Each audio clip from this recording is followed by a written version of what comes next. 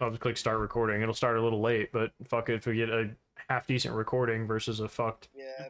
Well, what did they miss? Me carrying a fucking owl? Right. The more intro, so. me apologizing for the fucked up thing because OBS is buffering like a bitch right now. I don't know. Well, you do that at the beginning of every. Right. Yeah. I regardless. mean, I give the same intro every time. So for anybody that's just picking up or watching the YouTube VOD later on, we're having technical difficulties. I'm starting recording now. That's why it seems to be starting a little late.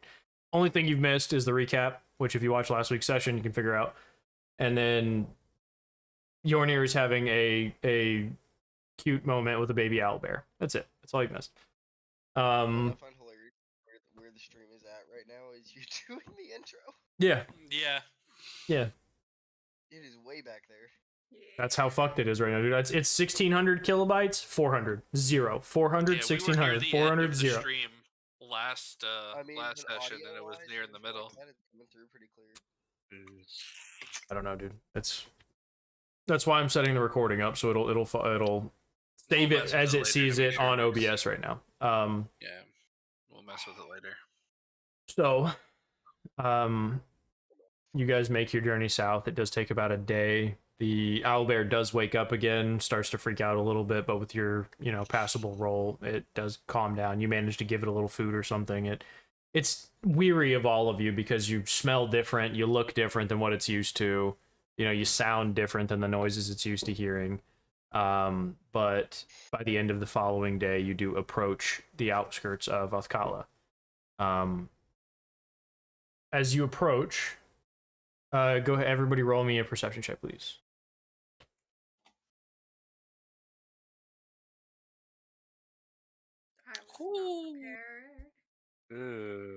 Perception. Yeah.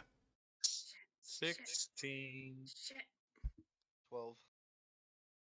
9. I'm sorry, I'm dragging the team down. Yeah, That's you okay. are.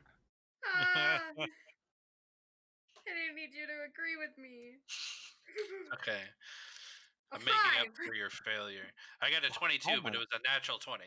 Oh, okay. my So God. with your natural 20 and with your 16, you both notice that town seems sort of empty compared to when you left 2 days ago.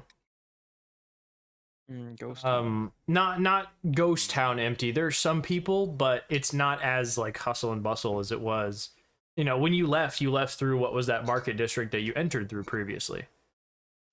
Right? So when you're coming back through this market district again, it feels very empty. Like stalls aren't set out, in certain places, stalls that you remember seeing, things that you were like, oh, should have bought that yesterday. The stalls aren't out.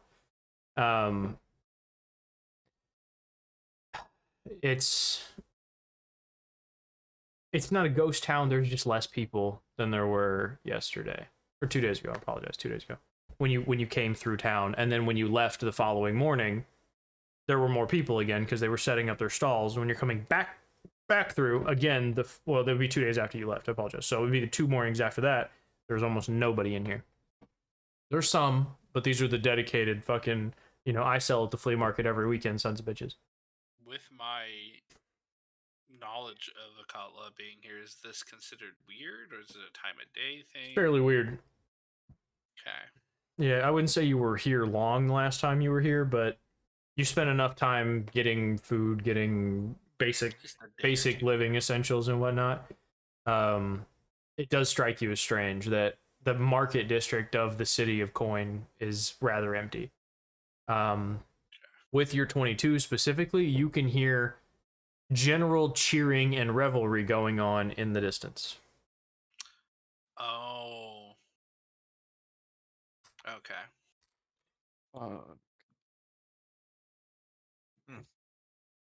But Cass, you don't register the cheering in the distance, sorry. Oh, And then well, none of you rolled high enough to register anything they notice. You guys are maybe focused on the owlbear. You're carrying it. Thimble's focused on trying to pet it while holding eggs. Ben's just gloomy as shit. Walking, looking at his feet. He's just brooding behind everybody. So Sota is paying absolutely no mind to any of it. You guys are all together though. You're all going through town through that market district. Where are you headed? You were told to go to the manor of the Council of Five to turn in these things to Hakim because he is one of the Council of Five. Yeah, despite the information that I may know, I'm just gonna go straight to lead everybody straight to the council building. It's close to where we were the day before. Yeah, it's in that center part of town that you're not far off from where you stayed yesterday. You probably would have passed it on your way out of town. Yeah. When you approach, it is quite a tall building. You know, it's 50 to 60 feet in height. It is marbled. It is pink and white and light blues all kind of curled into one, not one color, but they're all kind of intertwined with each other. Beautiful columns. This particular building stands out incredibly compared to the rest of Athkatla because it seems to be one of two really permanent looking buildings in town. The other one you would know, Augustus, is the Colosseum. Or the arena called here.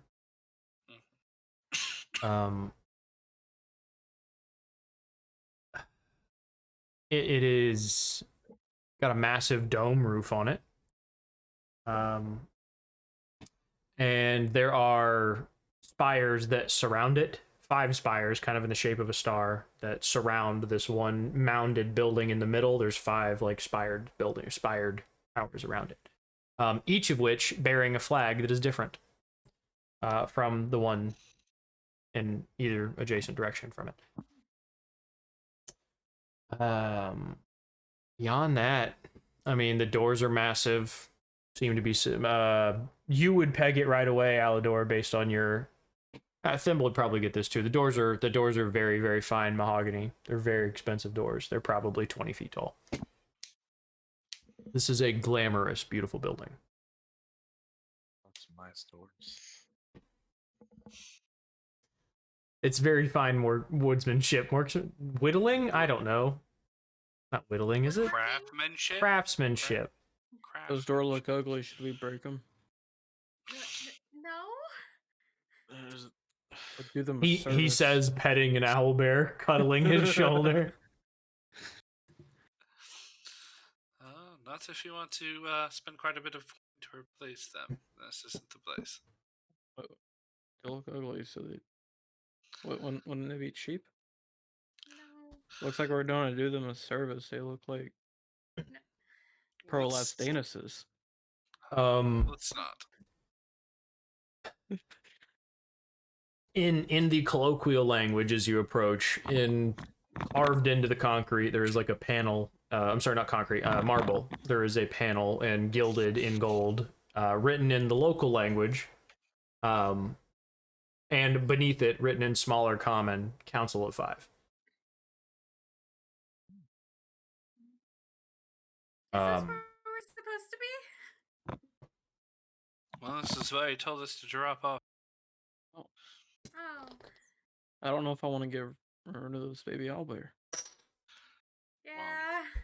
Promised us a lot of coin. This was the job we took. Nick just wants a pet. Oh shit. Look, we know where the He wants owls to are. replace his little dragon. If you really want one, there's other things we can get probably in the same forest. Let's drop these off. The glory of Get Tyr, I paid. enlist this baby owlbear into For the glory of Tiamat, I, Garnigan, shall ride this baby owlbear into battle one day. Oh God, not again. But as you approach, the doors are closed and there seems to be no one outside. Now the rest of you, as you approach the building, would probably begin to hear that general like cheering and revelry and screams of awe in the distance. And Augustus, you would know that right behind this building is Colosseum. I guess we'll walk quickly up and just kind of rap on the doors and see if there's anybody there. I imagine someone might be stationed there. Yeah. There's a loud as the door opens, and the typical guardsman approaches the door. You know, he's not imposing in any way. He's rather small and gentle. There's a reason he's working admin duty.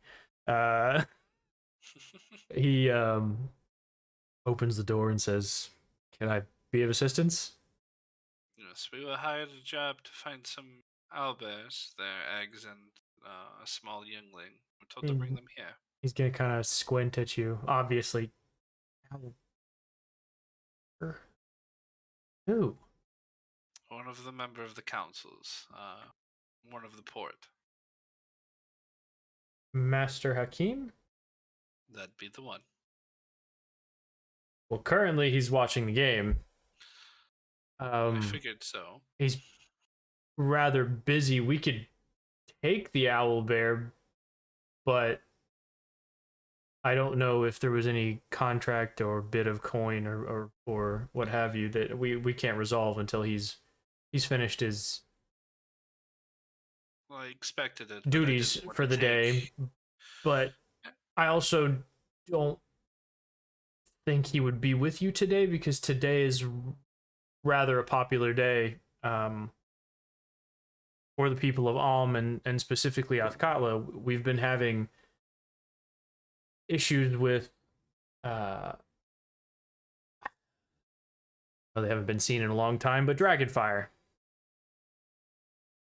We've been having issues with farms being burned, crops being sundered to nothing.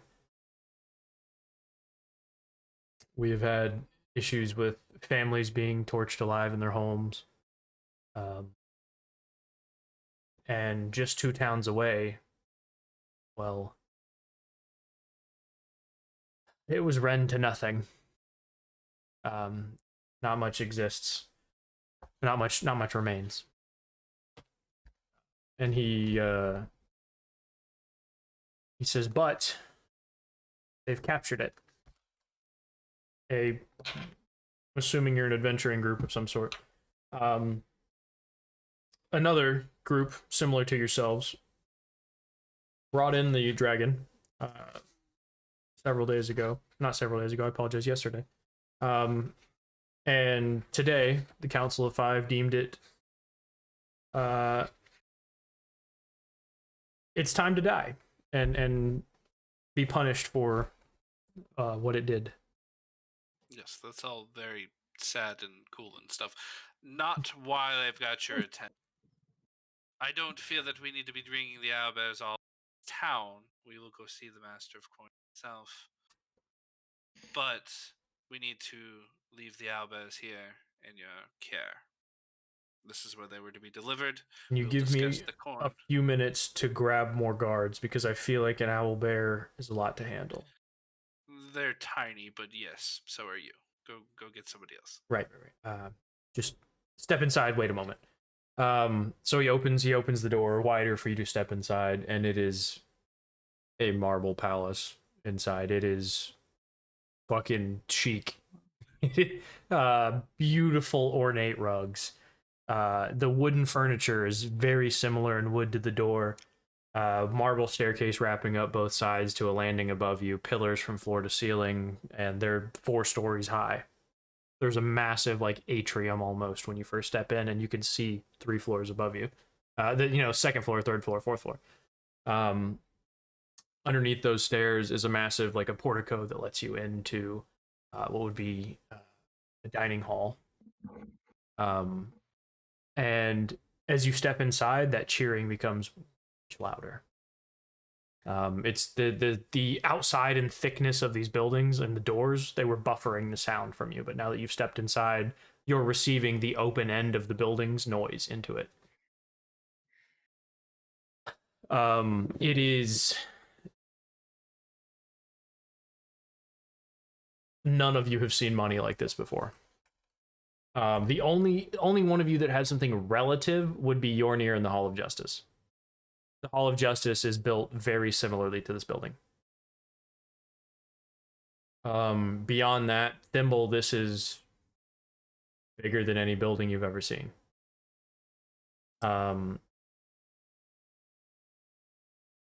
Ben, you may have stolen something from a building like I may have stolen something from a building like this at one point, but I don't think you ever would have gone inside.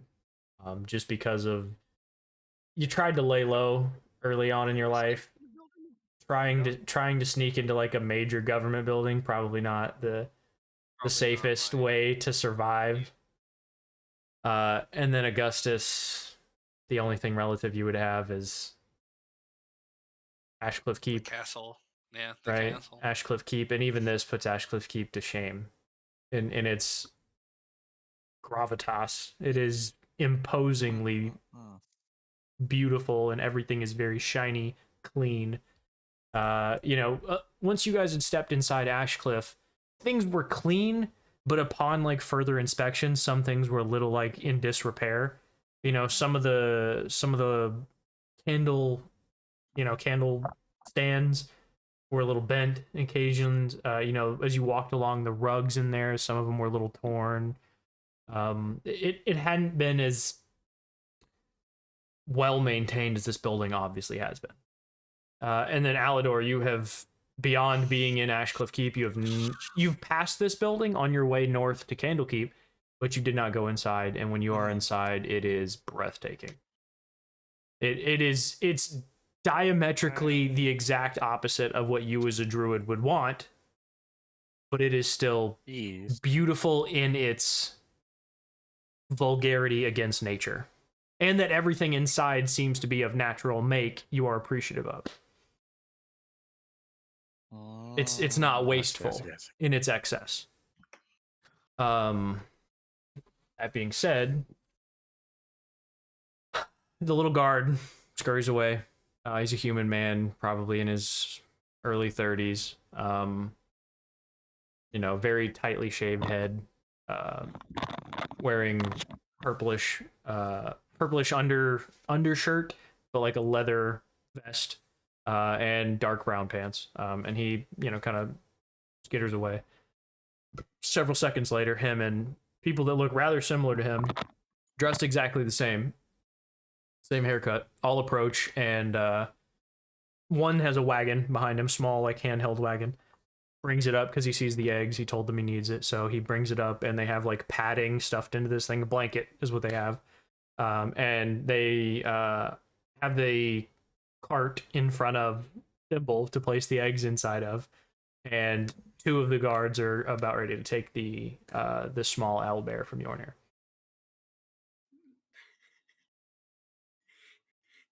Thimble just tightens her hold on the eggs.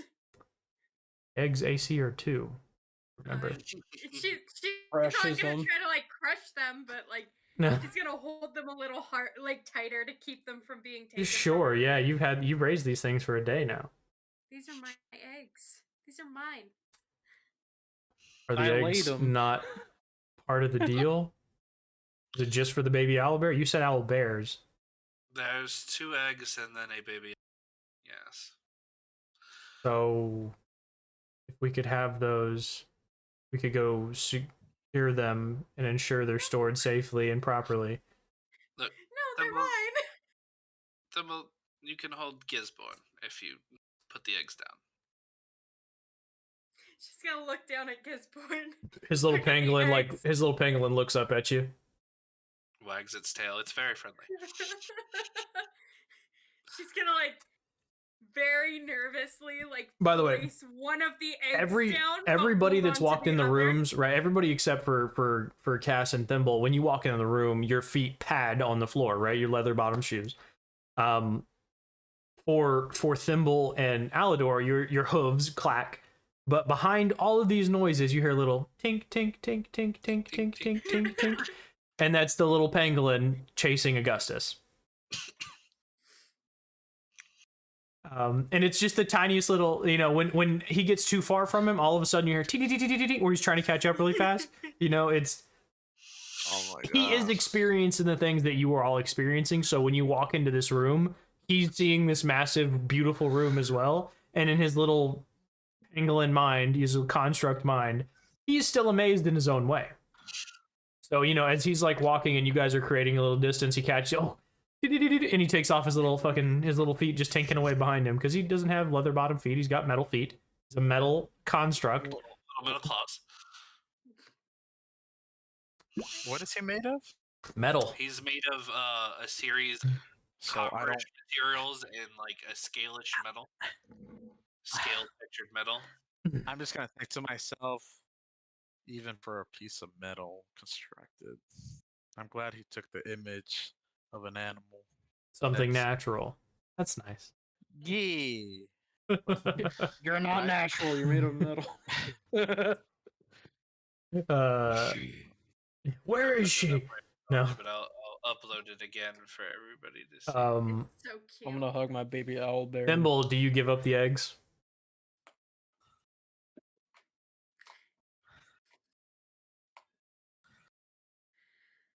You guys can all see how heartbroken Thimble is at this point. She does not want to let these eggs go. She puts the eggs down, like goes over to the penguin and picks it up and like holds it in place of the eggs. Sure, yeah. Probably curls up into a ball, I'm assuming. And then don't fall asleep, Ben. I'm gonna throw something at you. I just finished chugging a monster. I'm good. It might help if you sit up, homie. I don't know. Where do you sit, homie? This is about the only position I can sit in. Yeah, I got you. So they take the eggs, and as soon as you put them, they start to, you know, wheel the little cart away. You hear little wheels squeaking. And I mean, there's one guy standing on each side of it while one guy's pulling it to make sure that they don't like rock out of the cart or anything, because they are. I mean, they're pretty decent sized eggs. They're bigger than an ostrich egg. And then one of the extras comes up, or I'm sorry, two of the extras come up and attempt to take the tiny owl bear from your ear. Do you let them have it? No, not yet, man. I'll give him owl bear one last hug. Pick it up in front of me. I'm sorry, little one. You gotta go. And then A tear like- sheds from his eye. be like, be careful with eye. him. He's a baby. Is he like super heavy? It's pretty thick for a small animal.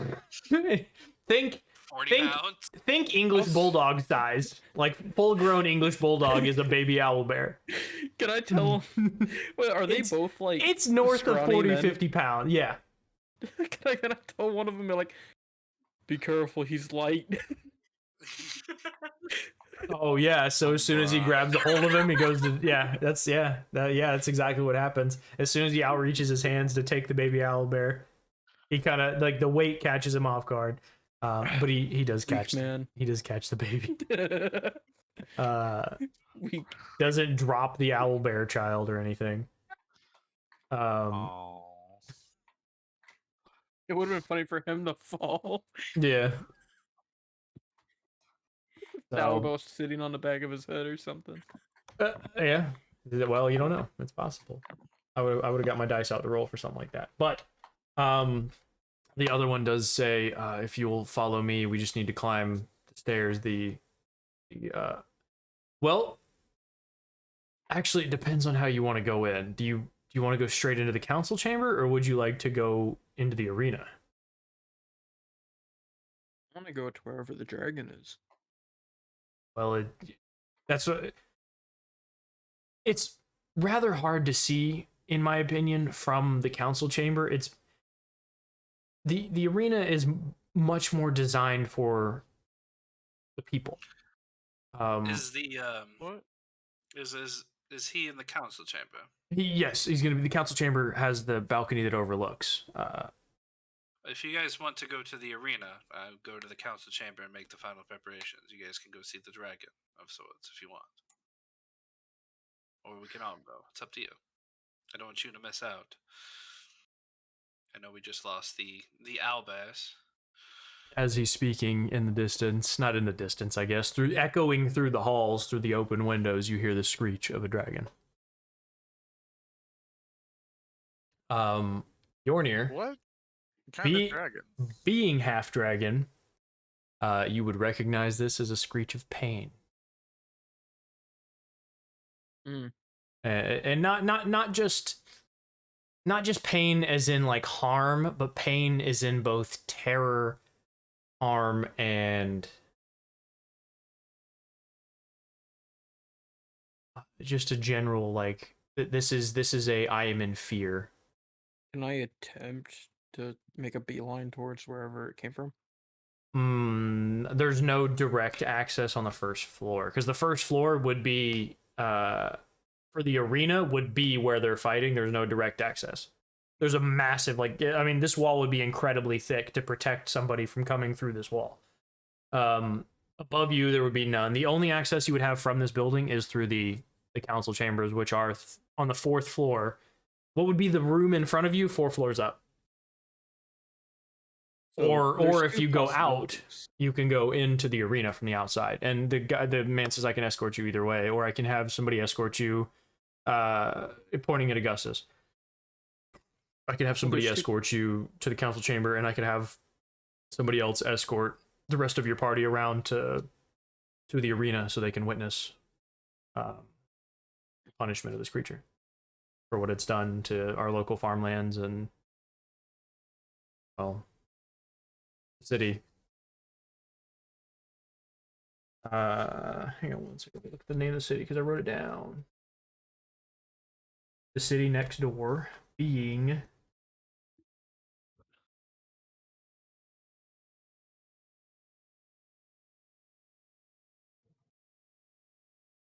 shit. I don't know. I wrote it down. Just figure out what you want to do. Let me know. While I'm looking up the name. Thimble's gonna hold the pangolin a little bit tighter and just like move over to stand by Augustus a bit closer because she has his construct. She's not gonna leave his side because she's nervous the pangolin will leave. Sure. Sure.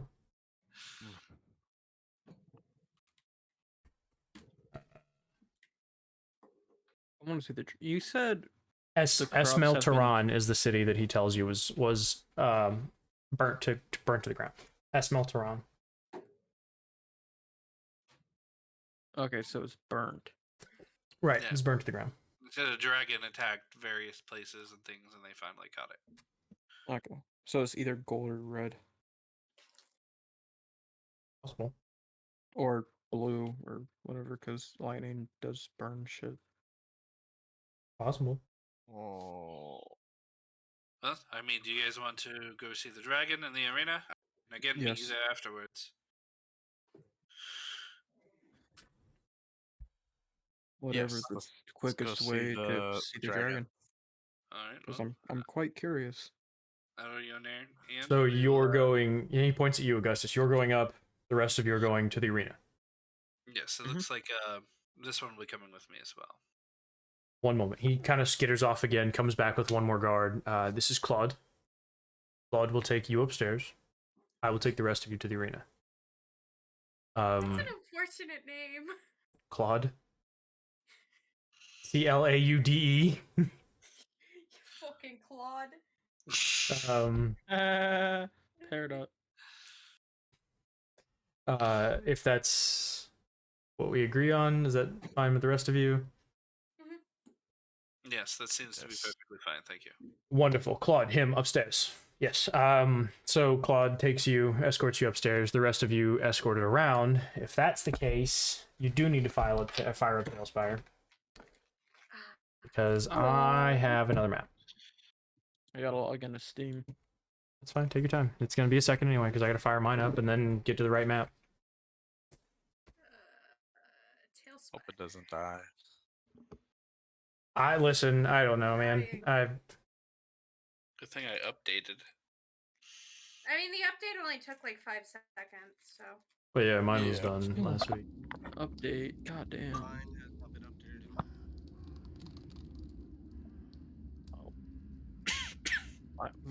Mine might take quite a bit. Also, if I fire up fire right now, it's crash It's okay, homie. What you got? And if one of you guys share your screen, it's gonna fuck up the thing. God damn it. So yeah, I can't join and share my screen, but I can see it on Twitch. It's gonna be super behind though. Is your your fucking downside? I think you can stream through Steam. Like someone could watch your you play it. Yeah, I Okay. can request to play. I just don't. Somebody can open that up so you can see it anyway. I don't know. The only thing, I think the he only has thing me I on can the friends figure list is now. if somebody else drops their camera out and then streams, but then it's gonna have a fucking double stream of it running in the game. I don't know.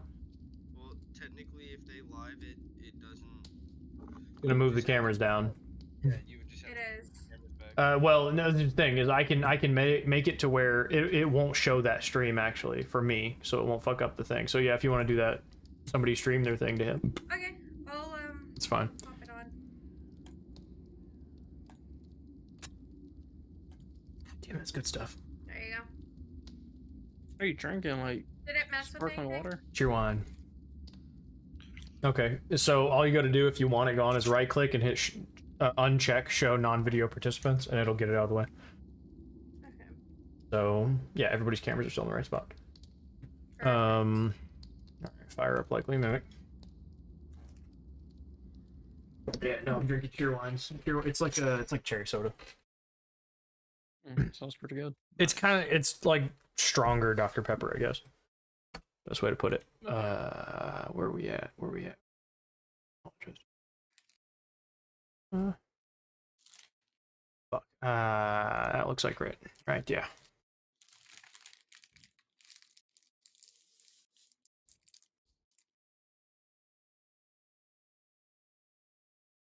Okay, now I got to dumb this down a bit. Red Solo Cup. I fill you up. Let's have a party. Let's have a party. I love you, Red Solo Cup. I lift you up. Proceed the party. Proceed the Okay, party. let me kick over to playmat. And then let me I've seen you in blue, I've seen you in yellow. catch all players. Red. To do for this fellow. there we I go. don't know if I've assigned these to your characters. I believe I have. You are the fruit to my loom. I love you, Red I'll Solo just- Cup. I lift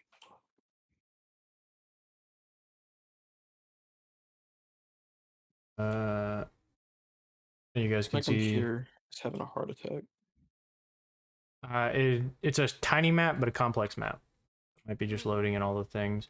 If you have to dumb it down to like 1080 or something, that might be the move. Or like dumb down the settings. Holy fuck. Oh, did you make this or did you import it? Both. Oh. I added the whole patio thing on the outside with the little shops, and then I did a lot of work on the inside as well. It was just like the outer frame. And away from there.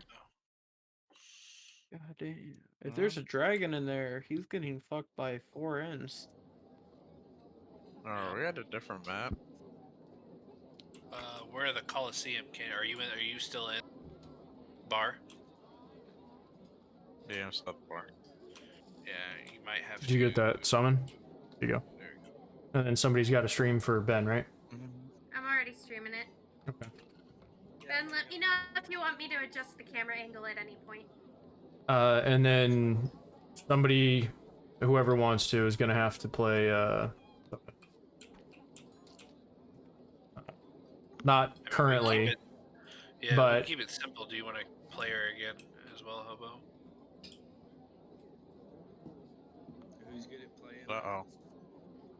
My computer is Uh-oh. There you go.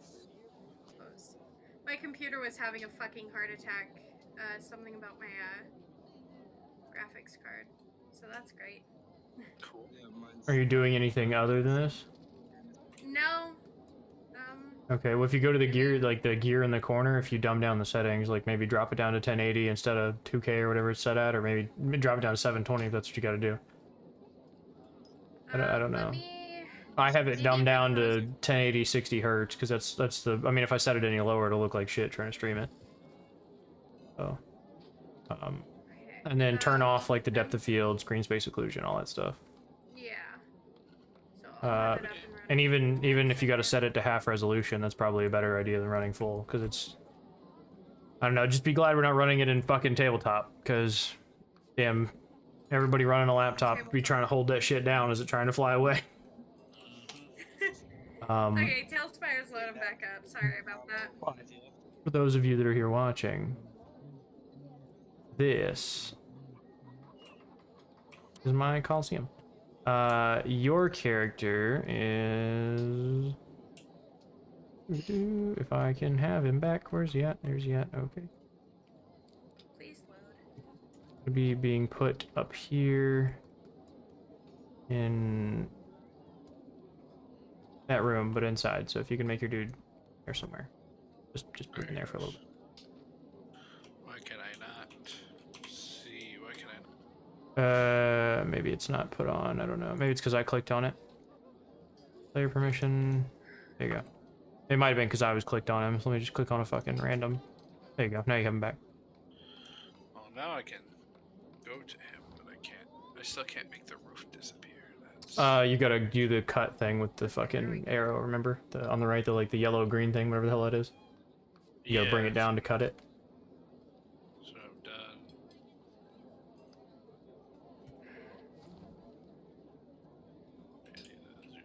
So it's not working. The only fix I would be able to do is restart my computer. So I'll do. I can't. Tailspire's not working? Yeah, after it crashed and my graphics card was like, "Hey, everything sucks." Oh shit. Well, fuck, I don't know. If somebody else can stream the fucking video to him. I can't put it in both places at once. It won't let me do it. It literally won't let me stream it to both. I'll try to stream it if I can stream my Tailspire. That's not gonna work. Because then I can just move your minis around as needed. Thank you. I'll move you guys all up to the stairwell really quickly. So the 5 of you that are brought around, once you step in, you can hear the hustle and bustle of the city. You can hear the cheering of people getting excited. You can hear the groans and screams of the dragon. You can hear a bard singing. You can hear people hawking their goods. It seems like several of the people that were supposed to be in the marketing district are here today, and they're selling things here rather than in their own district because this seems to be the happening spot for the day anyway.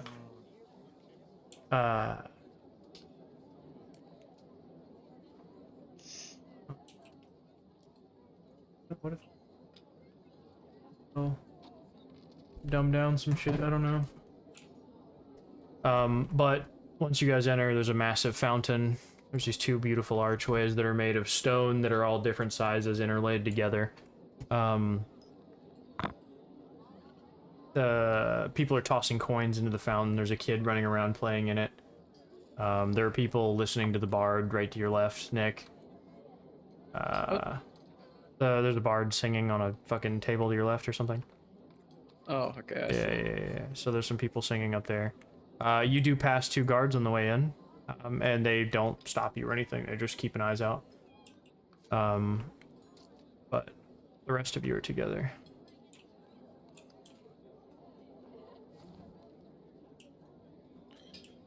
So when you all... With me.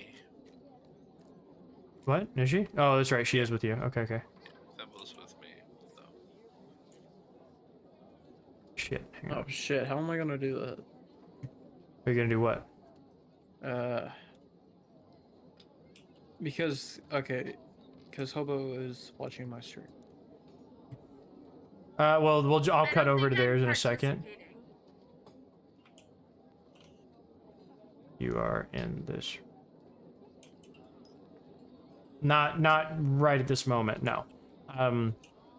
So you 2 are being brought upstairs, right? And it's taking you quite a while to get upstairs, but it's about the same amount of time as it takes the rest of you to be walked around to enter the gate.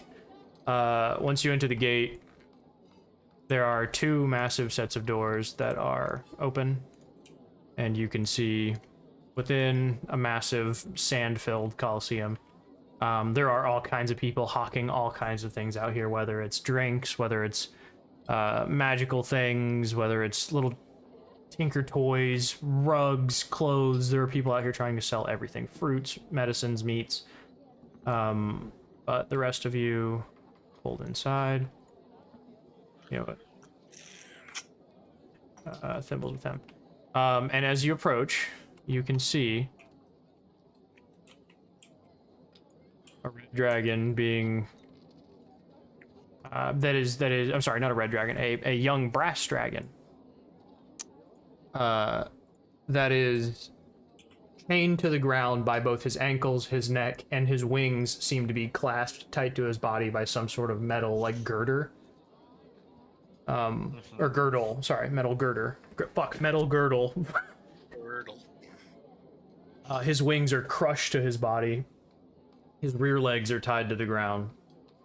Chained, like, impossibly thick chain. This stuff is, you know, if you wrapped your hands around it, you would be stretching your hands to try and touch your fingers. It is thick, massive iron chain. And he is not fighting back. Is the first thing that you notice.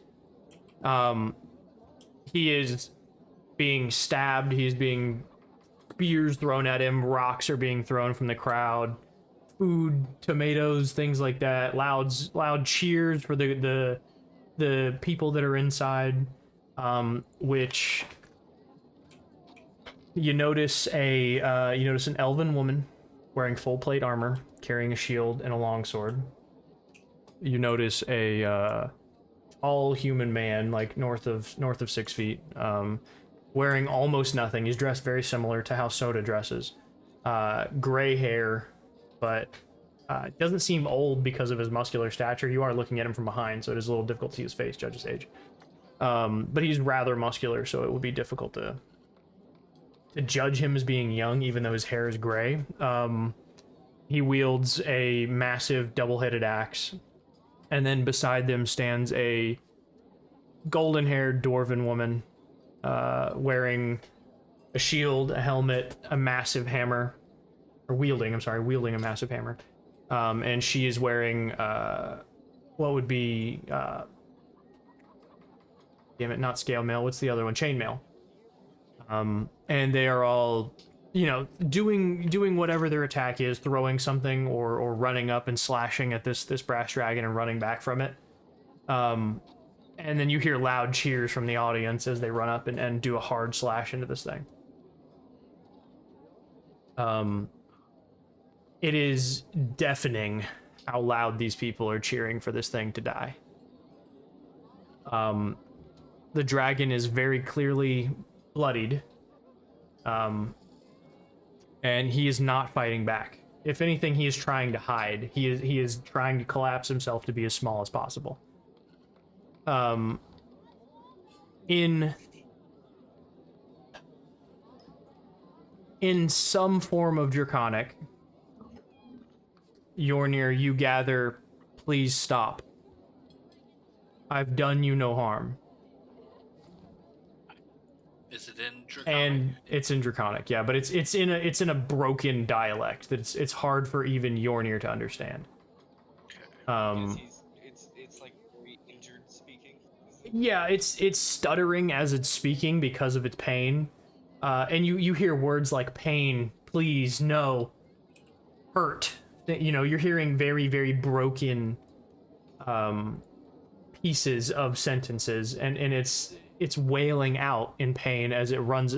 Somebody runs up and slashes into him. Very clearly a male.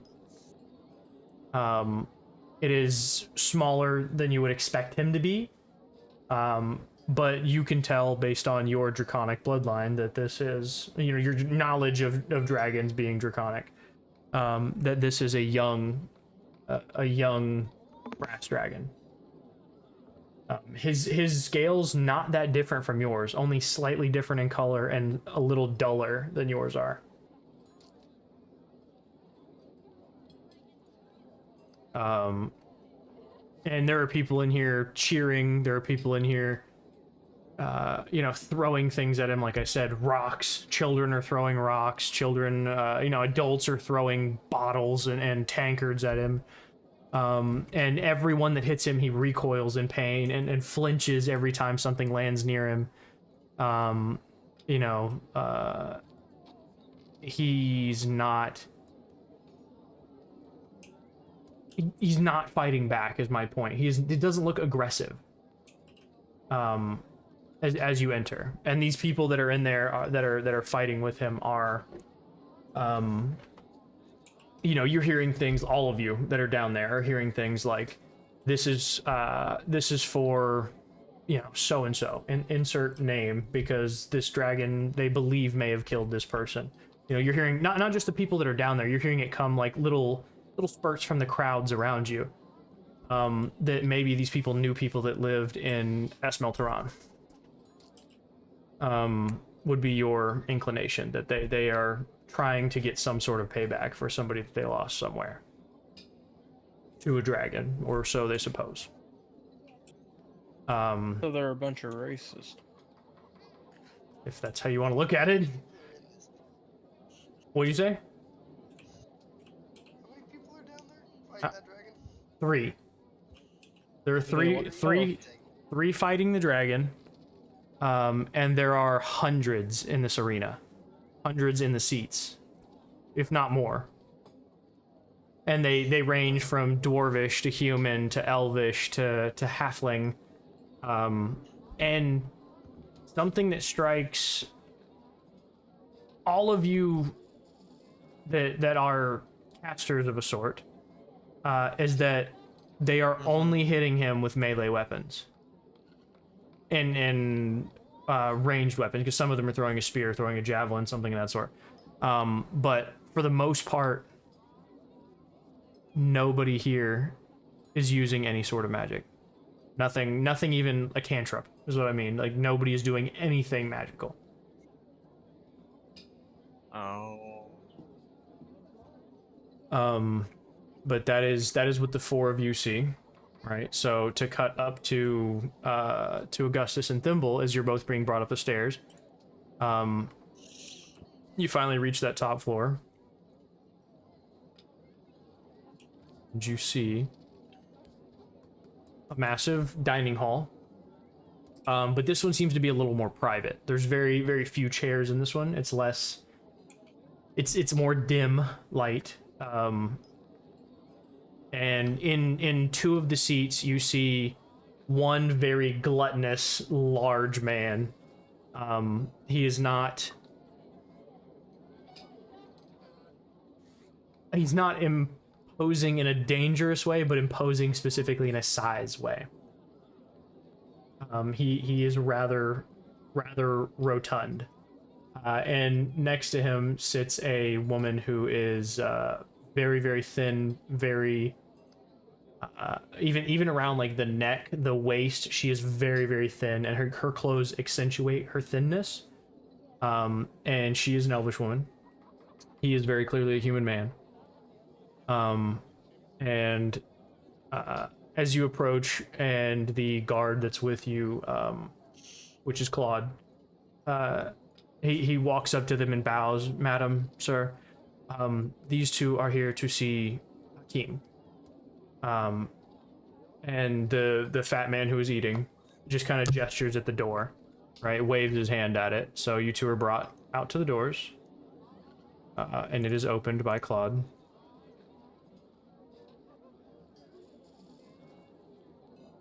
And on the balcony, you see solely Hakim and a woman.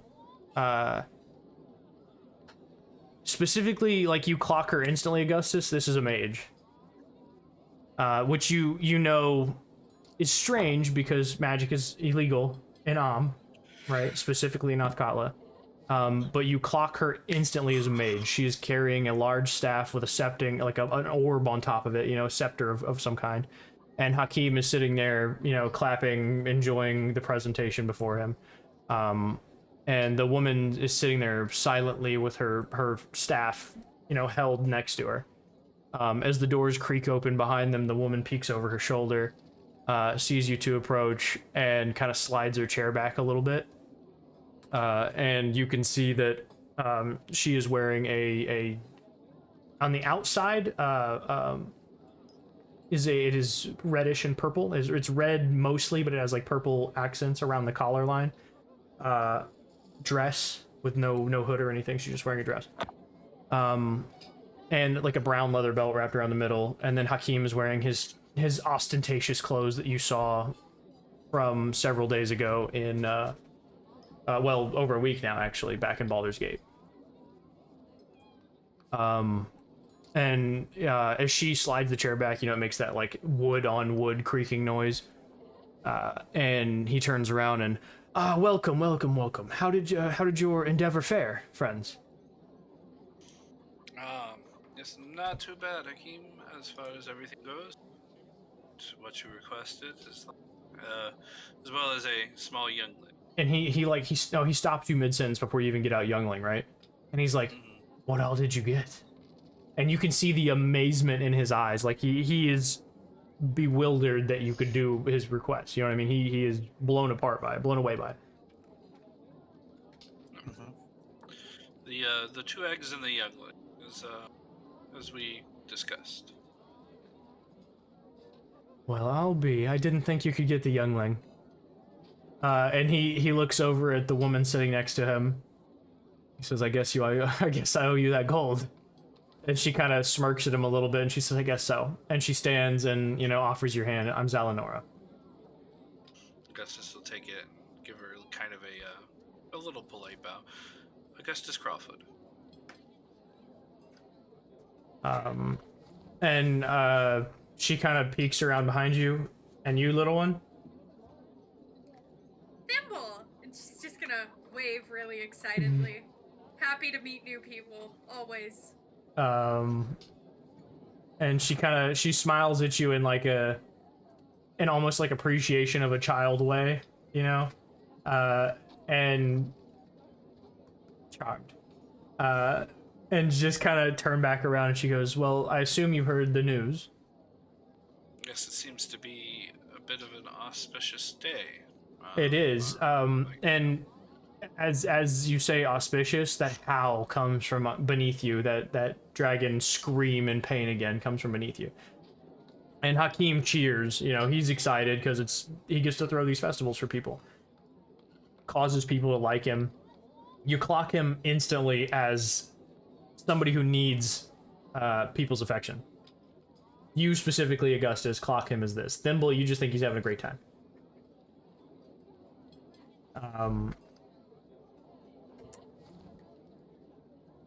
Let me see. The rest of you that are downstairs, what are you doing?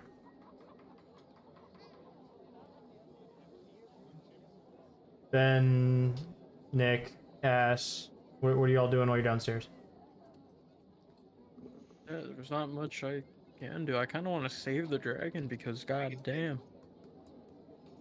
What are you gonna do? How far down is Actually, it if I jumped? It's like a 25-foot drop. Shit, so Okay, I so you die. said there's 3 in the pit. There's 3 fighters in the pit, yes. Yeah. And one dragon. And he's very submissive in his stance. Yeah, that's my one concern. Is there anywhere for me to kind of hide around the edge where I'm not really noticed by a lot of people? You could attempt to hide in the crowd. There's no, I mean, this is an open air arena. It is open to the sky. You could attempt to hide in a crowd of people. If that's something you would like to try and do. Otherwise, you know, there's not enough place for you to hide. You know what I mean? You could try and hide in a crowd. That's probably all you could do. Yeah, I'm gonna do that. I'm gonna pull up my wand of magic missile. Okay. Let me turn your volume up just a touch. Okay, so roll me a stealth check first. You know what? Roll me a perception check before you do that. So you have a little more information that's probable to change your ideas here. Can I tell him that the dragon basically said that he didn't burn the field or anything? Sure, yeah, dude, I'm not gonna see shit. Don't even bother. I got a 3. Okay. I mean, who are you gonna tell, Nick? Oh, Ian, fuck, dude, my friend from Candlekeep. yeah, from Candlekeep. You know what I'm saying? Sure. You mean yeah? If you want to tell him, go tell him. That's your thing, dude. That's not on me. The shit. How am I gonna say it? He didn't do it. Cass, you're with them, so when you walk in, you clock several more guards standing in this arena. How many do I see? Roll me a perception check for that. Hell You clock several, but if you want a specific number, you roll me something. 14. 14, you clock at least 6. At least 6. Right. You see at least 6 like speared, armored, helmeted guards. Okay, I see what you mean. And there are standing at like different points around this octagon-shaped arena. Okay. And again, these gladiators are running forward and slashing and then jumping back before they think the dragon's gonna bite, but the dragon has not bit. He's just screamed in pain, right? Several seconds go by, and the dwarf woman runs up and gets a heavy jump in the air and swings the axe down and claws right across its face, and it howls. I mean, a guttural scream of pain, so loud that it hurts your ears specifically, Yornir. Like it is at such a tone that you register it on a deafening level. And the crowd goes wild, right? Yornir. I'm gonna yell at the dragon in Draconic. Before you do, Yornir and Alador, make me perception checks really quickly. You know what? At your height, Thimble and Augustus, go ahead and make me some too. Because you guys are up higher, you would be a little buffeted from the sound below. Is it because I'm short? No, it's because your passive perception isn't high enough to bother with. That's. I rolled a 7. Did Thimble roll a natural 20? Nat 20. Okay. Yeah, 21. So Alador was what now? 11? 11. No, Okay. 7. 7. Okay, Nick. Oh, I roll too. Yeah. Nick and Augustus as well. What do I roll? Perception check. I'll give you advantage for Nick. You get advantage, and I'll explain why in a second. 14. Okay, Augustus. Oh, sorry, my thing was muted. 16. Yeah, I was like, I didn't hear you. 16. Okay, so 14, 16, natural 20. All three of you hear a call back in the distance. It's almost an echo. Can I put? But Thimble specifically registers it as a different source. And Thimble specifically, over the next several seconds of the conversation going on upstairs with Zalanora and Hakim, hear whoop, whoop, whoop, whoop, and the sound starts to become louder and louder, and eventually the crowd starts to die down because they begin to hear it. And the dragon calls out in pain one more time, the one in the ground. What would you all like to do? Augustus is gonna grab Hakim by the shoulder, Mm-hmm. jerk him backwards, and kind of like kick him towards the door. Okay. While yelling, leaving the mage specifically wherever the hell she, Sure. not moving her, just Hakim. He's gonna yell back to him, "Get everybody in there downstairs." Okay. And he's gonna. Why? What? Just do it, and he's gonna turn to the mage, like literally cutting Hakim off.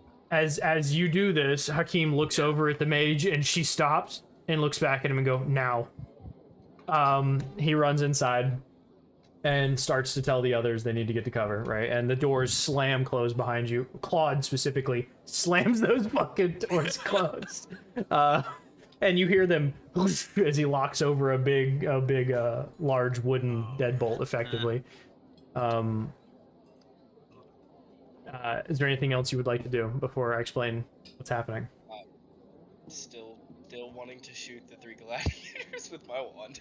If that's what you're doing, go for it, homie. Hey, yeah, if that's what you're doing, I think that I have would an take idea the what's time going on. for us to prepare. How are you calling it?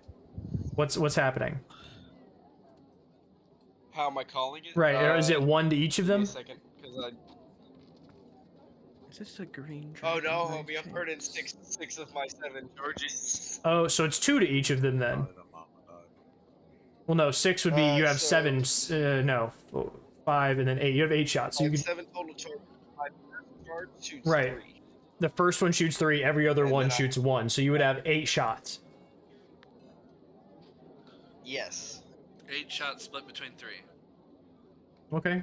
Yeah, So I'm gonna hit 2 of 3 and 1 of them with 2.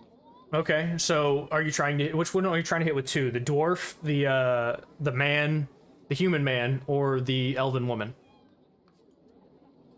If you know which one's 2, the other 2 are 3, and then you can just roll the dice in a minute. We'll get to it. They are unscathed. I'll give you that information. Dragon hasn't fought back. Okay, that's fine. It's more of just to piss them off. Sure. Or to back them off, per se. Right. Did you want to roll your stealth check before you do it to try and hide and fire, or do you want to? Okay, so roll me a d20 a stealth check first, and then we'll roll the damage for that.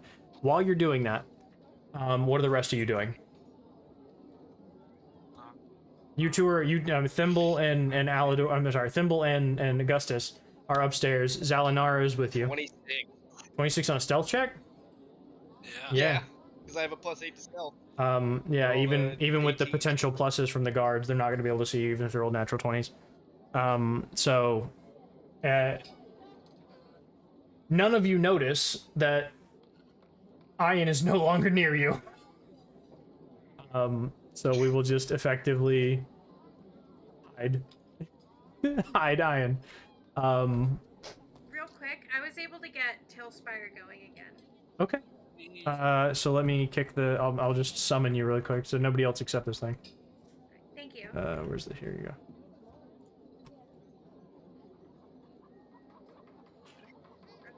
Okay.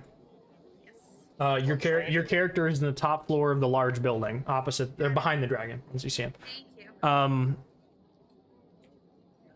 What are your damage rolls? I get.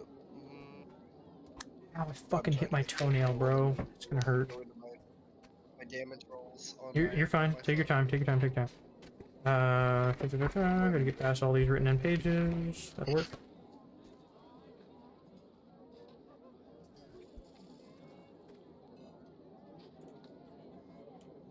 Can't remember what my roll. And again, the rest of you begin to notice as the crowd quiets.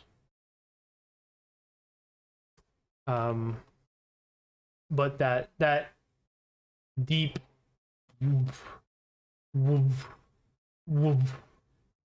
is coming from the distance, and it seems to be coming at you. The 3 of you that notice the noise. Question. Go ahead. Would I know what kind of dragon it is? Because I think I have an idea. Based on the noise of its wings. Because I did have advantage on the thing, so I just... Right, with your 14, no, you wouldn't know what kind of dragon it is. And Thimble doesn't have enough experience with dragons, so no. I, out of character, kind of know. Maybe. I don't know. The young brass dragon screams in pain once again, and much, much louder now. All of you hear it. The echo. Can I say what I was going to say in Draconic? Go ahead. I just wanted to get the story to roll out. I was Sorry. going to yell at the brass dragon to fight back in Draconic as loud as I can. Sure. Yeah, as the crowd begins to drown down, right? So your sound can actually carry to him. And that is coming from the distance. You yell, "Fight back!" in Draconic, right? Augustus, you speak Draconic, don't you? Yep. So you hear Yornir's voice in Draconic bellow, fight back. And as you go and peek over the edge, you see and hear, right? You hear him reply, "I can't," or "No." You know, you're gonna hear a loud "No, I can't" in Draconic back. To everyone else, it just sounds like the screech of a dragon. And in the distance, you hear its reply. You hear the loud guttural scream of a much, much larger dragon. How do you want me to roll this, by the way? Do you want me to per person or just all together? We have to roll one per how many you're hitting them per person. Right. It's 3 for 2 people, so I mean, roll 3 plus whatever for 2 people, right? And then roll 2 plus whatever for. Okay. Yeah, that's what you're gonna do. You have to roll 8 different die. Yeah. So who are you trying to hit with less damage? The elf, the dwarf, or the human? Dwarf. The dwarf with the least amount. Like the Yeah. 2. I mean, the 2 dice is going to the dwarf. Yeah. Okay. Right. Yeah. So the first one is a 10 because it's a +1 to each D4. Okay. Go hit me for the first 3. 3 dice. Yeah, it's 10 total. The first 3 dice or the first 2? That was the first 3. Okay, so that's -10. We'll say to the elf woman. Okay. So go to the human. What's the next 3? Oh, my bad. This one.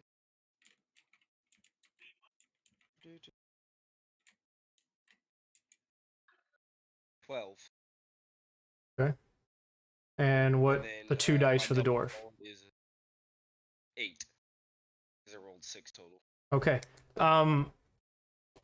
Most of you have seen him use this previously, or at least attempt to.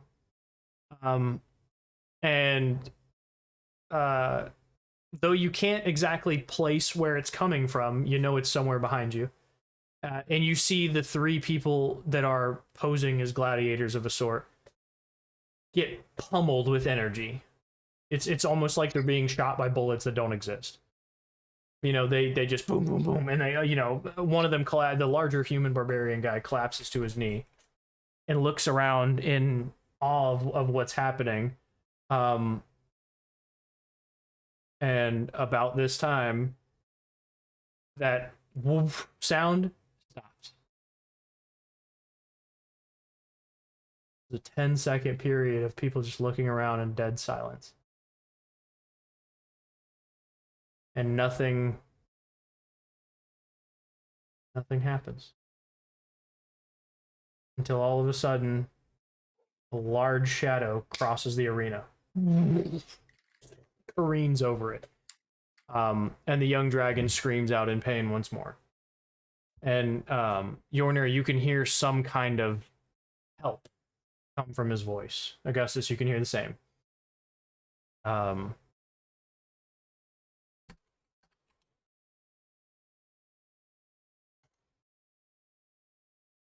In the sky above. Oh, shit. Hang on. I set the wrong settings. You see a much larger...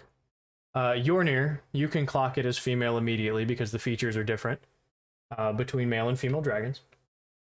Large female dragon, brass dragon, flies low into the arena, barely dragging her tail across the large cloth tops that sit over some of these seats to give some shade, cutting it clean in two as she expands her wings and comes to a dead stop over the arena. Flaps her wings twice as she lowers herself down, falls the last 10 feet, and dust and sand billow out from underneath her as she hits the floor. In common, she screams, "Enough." I need...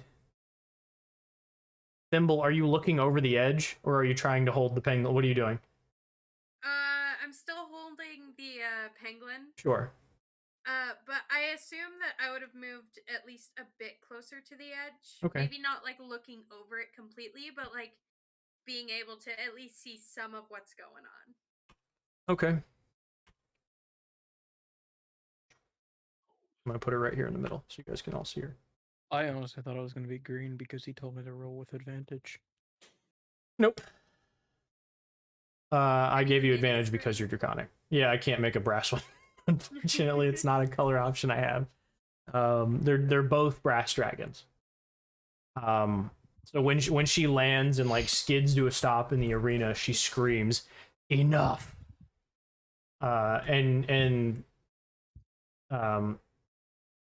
I need, if Thimble's closer, give me Thimble, Augustus, Alador. Everybody can go ahead and make a perception check because you're hidden, Ben. You could do this. Everybody go ahead and give me a perception check. Right. Yeah, bro, I got a C. No, I forgot to ask if I got a bonus to damage for sneak attack being hidden. Not on magic missile. No, it has to be a melee spell, or melee attack, or a ranged attack. Not a spell. Okay. Well, I don't think throwing my dagger would have been a good choice. Never know. Oh, fuck. Well, Yep. So everybody, give me your perception rolls. 12. Okay. What the hell is flashing behind you? It's a candle. I'll blow Okay. it out. 17. It's fine. It's just like strobing. I thought it was something having a problem. Oh, it's 17. got a wood 17's wick. good. Yornir. 6. Okay. Alador.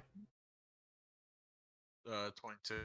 Oh fuck yeah, you're funny good. And then Boba has a Augustus. fucking poltergeist going on. Am I the right only now. one with a negative stat Hang on. when it 18. comes to perception?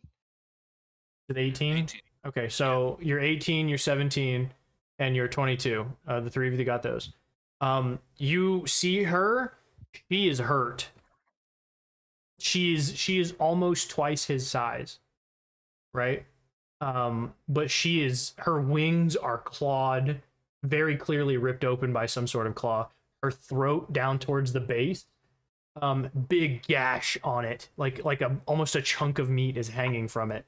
And you can see her heaving in breath. She is in an intense pain. But she's protective. Incredibly defensive over this young brass dragon. And you can all see the stance that she's taken. It is not aggressive, it is defensive. She's not lashing out towards the gladiators, but she is bowing up large enough that she is such a menacing presence in this arena, that it makes the 7-foot tall man look like a dwarf.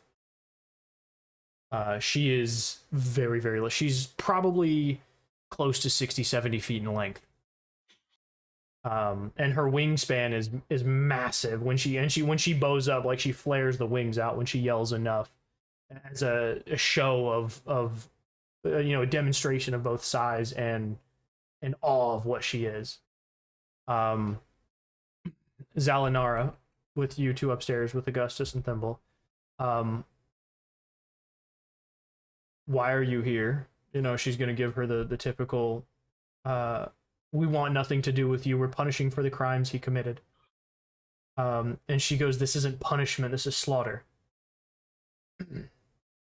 The one you want is Balagos.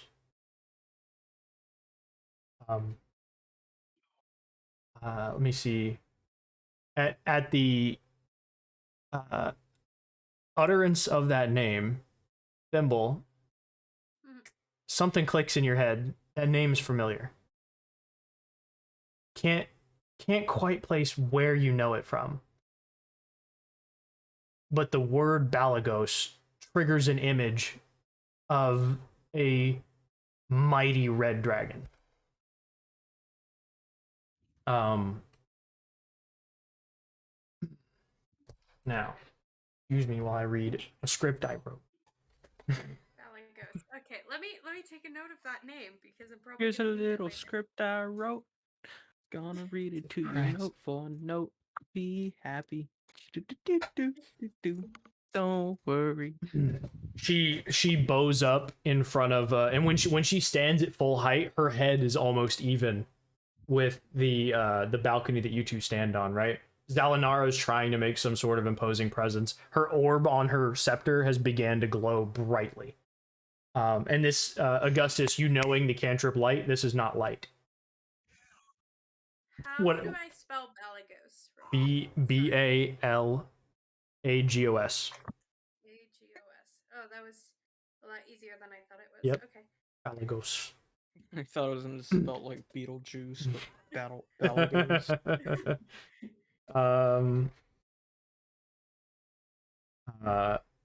And as she turns and begins to try and communicate with Zalinara, the dwarven woman in Dwarvish, so I think the only one that's going to register this is Yornir. I don't know who else speaks Dwarvish. Ian does? Okay. You both are going to hear, fuck this. And she starts to run towards the dragon and jumps and slashes into its wing and then cuts a decent chunk out of its wing. And she bends down and claws strongly at this thing. It doesn't hurt her. She grabs her and throws her across the arena. So the dwarf just hits the ground and skitter, boom, boom, boom, boom, boom, boom, boom, boom, boom, boom, as it rolls to the other end of the arena. Real quick, Yes. I know magic is fucky wucky right now, but I'm still gonna, if you'll let me, ready action. The next one that goes after that dragon, I want to cast Tasha's Hideous Laughter. What's the range on it? Let me check. Because you're 70 feet. At least I think I can. I think it's 60 feet. That's why I want to make sure. Yeah, I getcha. Oh, never mind. It's 30 feet. It's 30 feet. Okay, yeah. So even then, you would know that the spell is not effective at that range. Yeah. Yeah. What'd you say, Ben? Augustus. Oh, go ahead. Nick's stream. I can't watch it. And Oh, function what? Discord at the same time. I don't have good enough internet. Okay. Oh, Okay. well, that's why I stopped it, because I didn't see anyone watching it. Yeah, I cut it off. I just didn't want to interrupt. Okay. Augustus. Okay. Yeah, Augustus is going to be watching the mage very closely.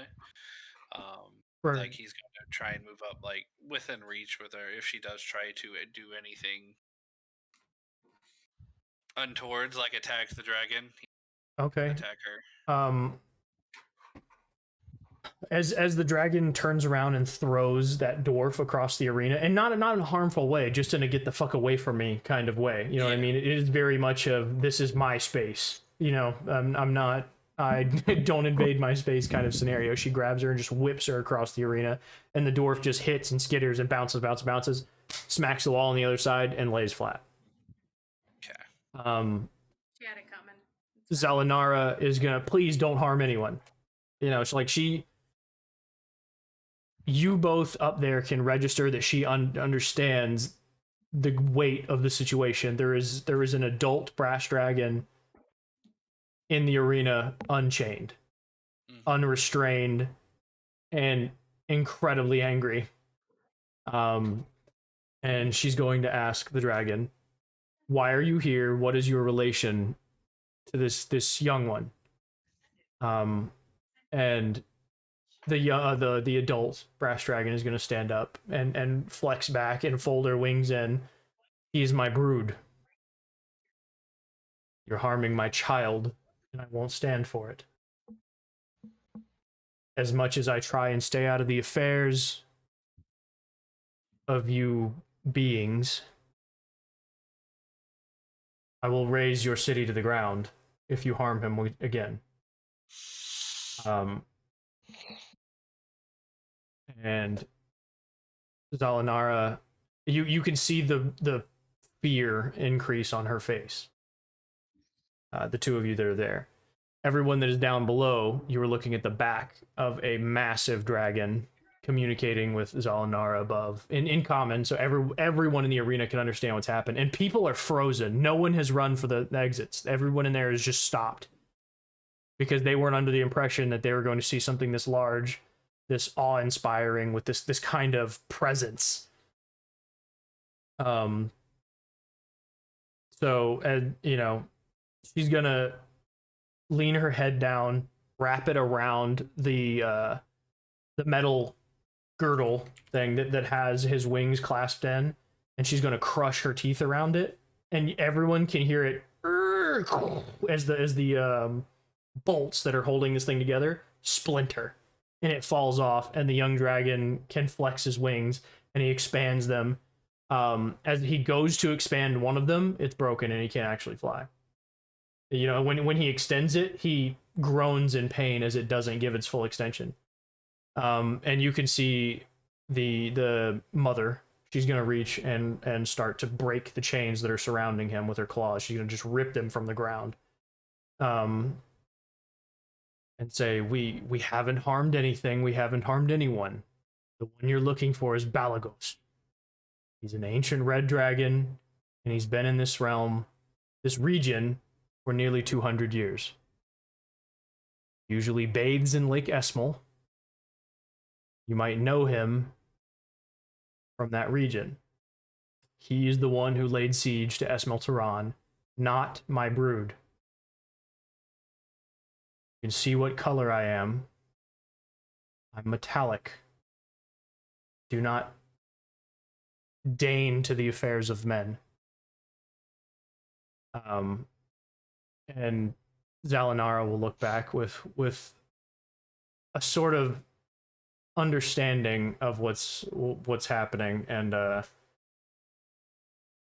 larger dragon will say, if you can see my wounds, and she'll flex her wings out, and again you can see how torn one of her wings is, and you can see the neck bite where it's been clawed open, or I'm sorry, bit open, and you can see her stomach has a large gash in it where it is bleeding this viscous, dark, almost black blood. You can see, I'm sorry, she says, you can see all of this, but she says, I've mortally wounded him, and he flew towards the Snakewood. But you will not harm my brood again, or your city will pay. All of you. And she turns her head around and makes very subtle, not eye contact, but she glares over everyone in this arena, spins completely around. All of you will feel my wrath.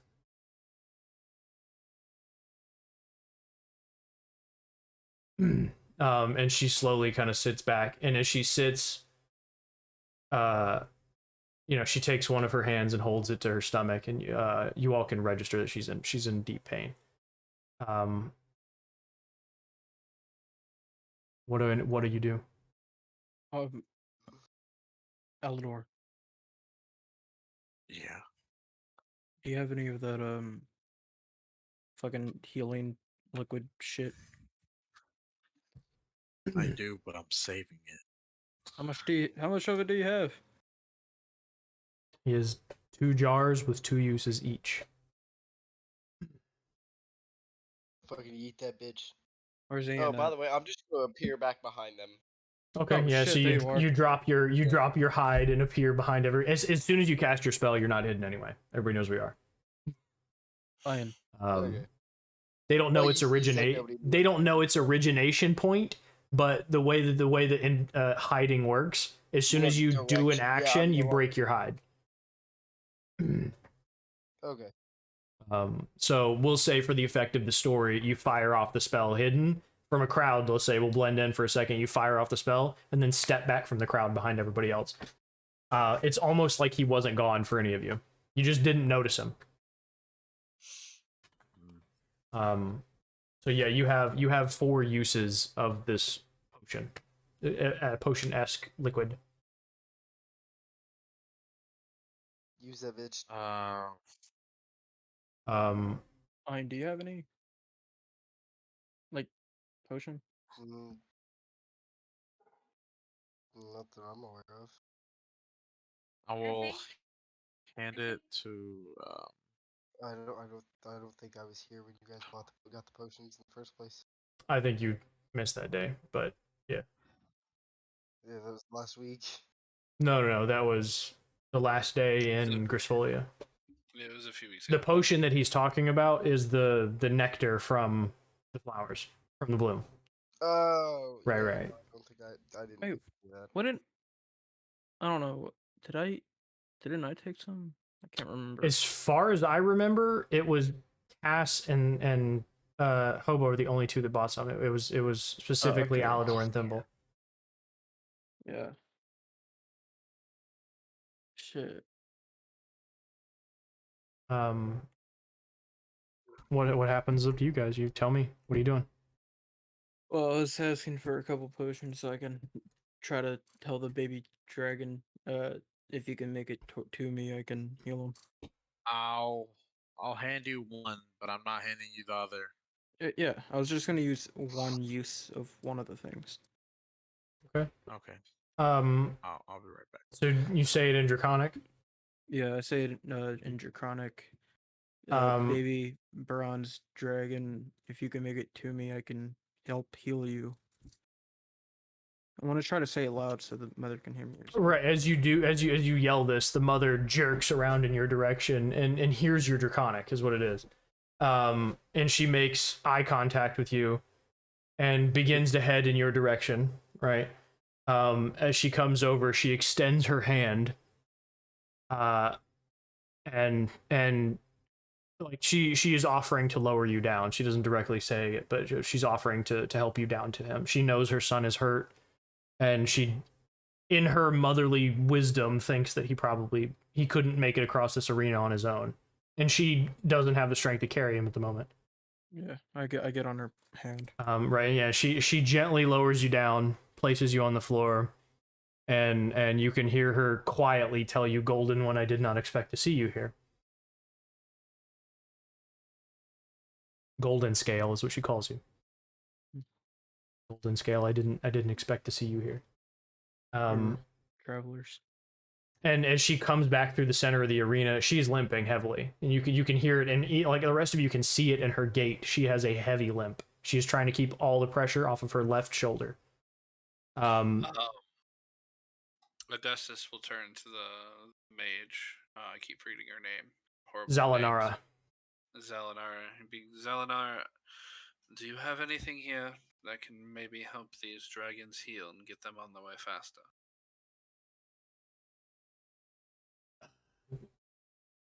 We have potions, but you're foreign. I'm sure you've experienced the issues with magic over the last if you give week me or so since the eclipse.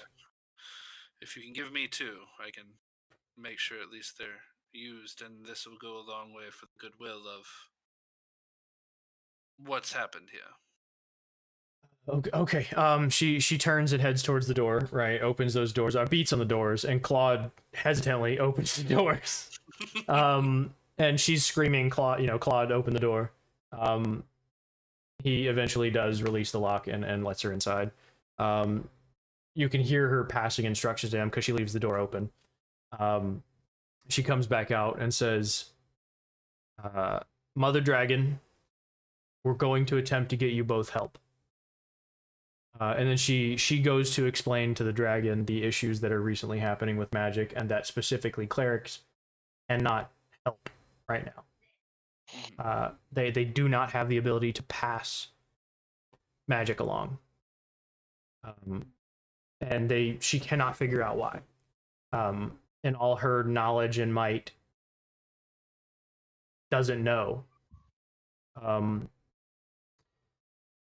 long do you think Augustus was in town when he was here previously? The first time he went through, probably a little under a week, 3 to 4 days to find the right ship, maybe the right captain. On his way back, probably 2. During that time, you probably would have encountered in some way the Cowled Wizards, right? Yeah. You may not have known that she leads the Cowled Wizards at the time. You may not have known the name Zalanara, but you knew that the Cowled Wizards are heavily renowned in town, as they're the only ones that are allowed to practice magic. Mm-hmm. When she introduces herself as Zalanara, you clock her clothes as being that of a Cowled Wizard. And you can infer from that she is probably high up, if not the leading Cowled Wizard, that she was sitting here with one of the Council of Five. Mm-hmm. Okay. So when she steps back out, she says they'll be with you in a few moments, and then she explains the magical issues, that they're going to try and give her items because they their experience has been that items are still working. You know, items that carry an enchantment or carry a blessing are still working. Though magic itself is unpredictable. And the great brass dragon, you know, she's gonna shake. You know, that typical, you can watch her scales and everything flex as she's shaking. And that would be as Yornir is approaching the young one. What are you doing with the young one? Oh, I'm gonna. Shit, I had this thought up. Do you want a minute? And we'll go to break for our halftime. Yeah. Okay. For anybody that's here, again, we appreciate you. I'm sorry of the technical difficulties we're having. Hopefully, I can get them resolved by next week's session. But we are going to go to break, and we'll be back in like 15 minutes. And then that'll give you guys time to prepare with what you want to do. So, see you in a few minutes. It was on the tip of my tongue. It just kind of on the BRB stream, so. Yeah. Shit, what was I gonna say? Fuck. I was gonna say something draconic. Well, I'll be right back. Okie dokie. These brutish people won't harm you any longer. Yeah, there it is. What? Alright, time to get off break. I figured out what I was saying. I'm gonna restart my computer real quick so I don't have any more issues during the stream, so I'll be right back. Okie dokie.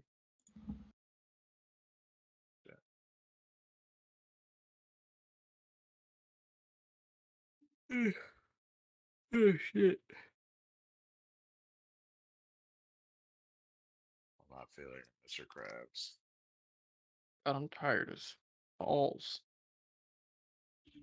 Yeah. I am fairly tired. God, my whole body is like pins and needles.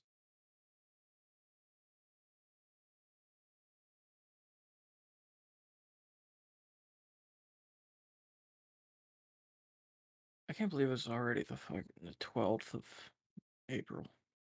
Shit's crazy. I'm ready for May 20th so I can set my desk and everything back up. Hell yeah. Except for like two sessions in May, 2 or 3 sessions, I won't fucking be there. That's fine. Dude, May 27th, something I'm out. going to MegaCon and shit, bro. I can't wait for that. Nice. I'll be playing Army. What? Yeah. Hype Ooh, up your D&D fucking stream hand there. I want to make flyers. Fuck that, yes.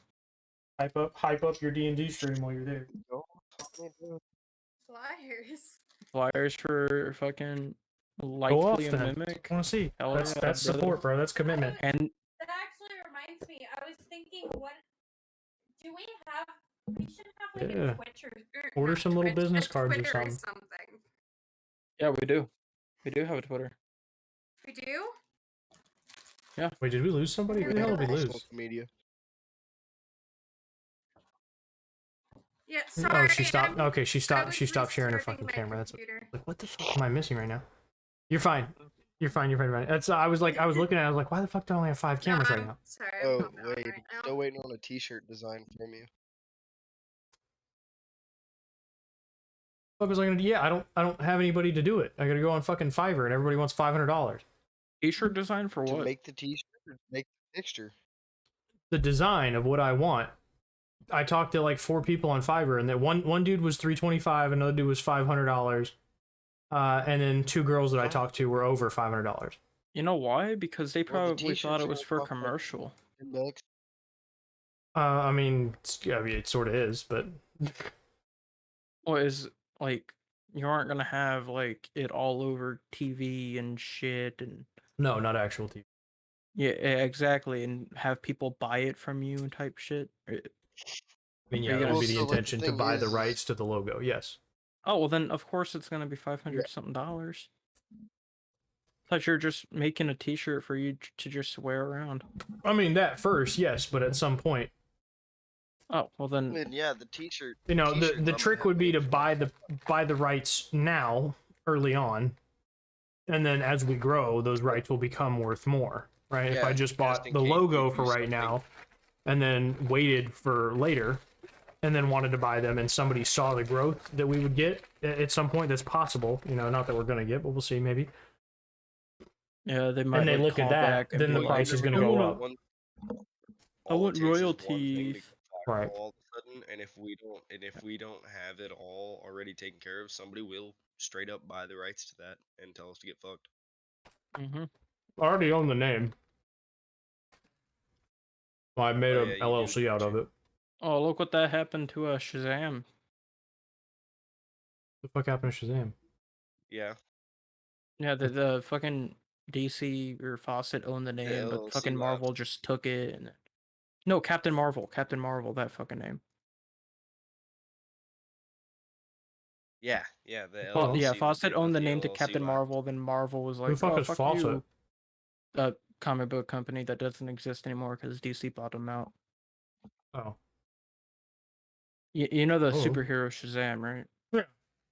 Yeah, his name was Captain Marvel, and then fucking Marvel took the name. And then they made the chick Captain Did Marvel. some- Yeah. Yeah, did some BS with that shit.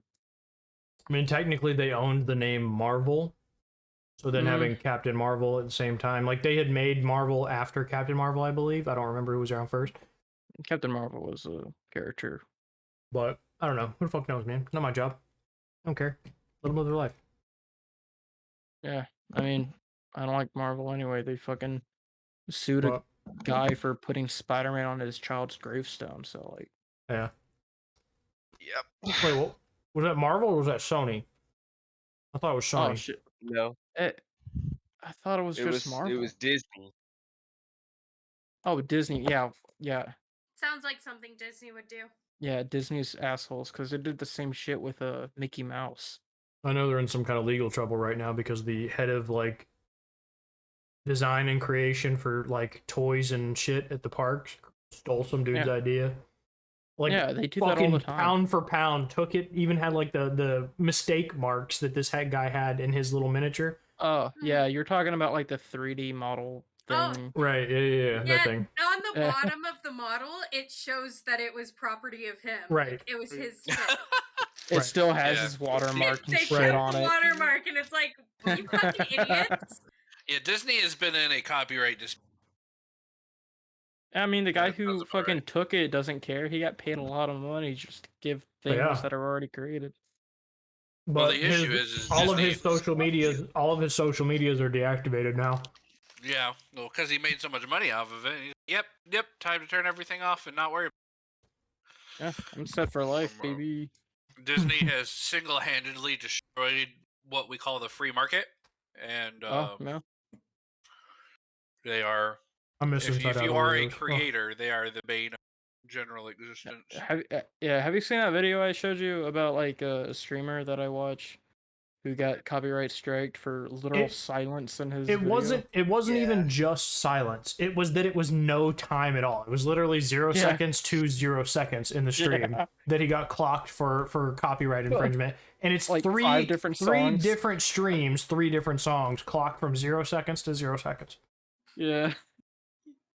It's so shit. I don't understand what's going on with Twitch, man. Stupid. I don't know. I'm sure. I mean, that he'll win a lawsuit over that. Oh, yeah. Well, I'm Because sure that someone is did that it to is him on purpose, too. blatant. Yeah, that is blatant fucking but I doubt miscalculation it. on Someone was their probably part. Fucking targeting. Twitch. Probably reported him for copyright infringement, and then the video got taken Yeah, down. But definitely. it's Well, Yeah. it was three different streams, right, and 3 different songs, but they were triggered again from 0 seconds in the stream to 0 seconds in the stream. There was no time that passed for that to be a copyright infringement issue. Yeah. Yeah. I They need still- brought back to the Coliseum. Got ya. Unless we're not using that map anymore. Ooh, well.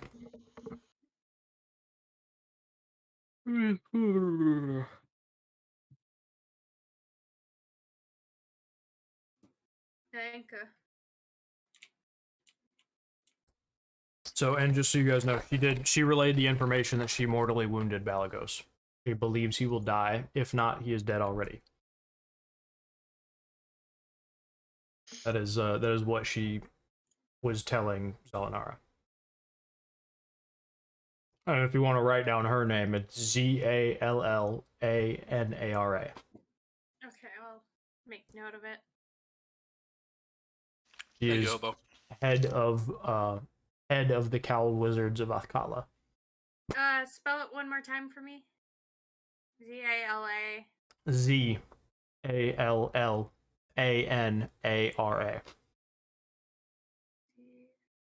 Oh, A-R-A. Got it.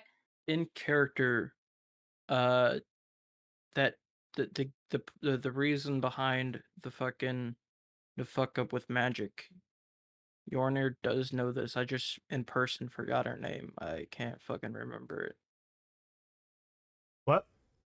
Yeah, I remember I asked fucking Tyr, and Tyr told me some shit. Some fucking goddess that is an asshole is the reason behind the fucked up Char. magic. Huh? Char. Char. Yeah. Yeah, we know, but it's Zalanar that's related. Totally. Oh, she already told the brass dragon? She told No, her there's she something doesn't wrong know. with magic. She doesn't know what. Oh. Yeah. Oh. Yeah, no, Augustus knows. He just hasn't deigned to explain it yet. She said magic has been an issue since since the eclipse, nearly 2 weeks ago.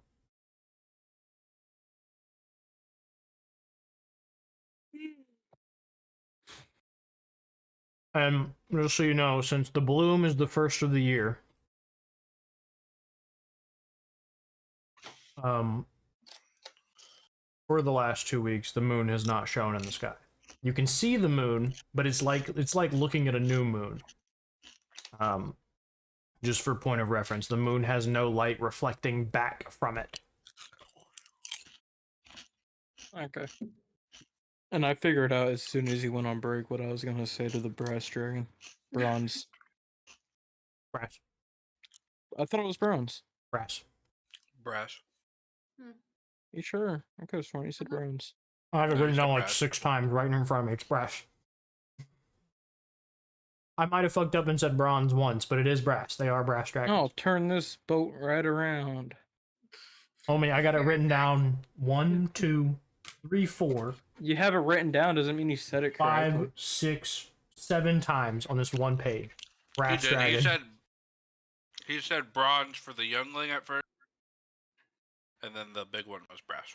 Well, Yeah, they're because both brass. as soon as you said it, I looked it up to see what alignment they were, and it was bronze. Okay, they're brass. Fuck, dude. I gotta look up what that is.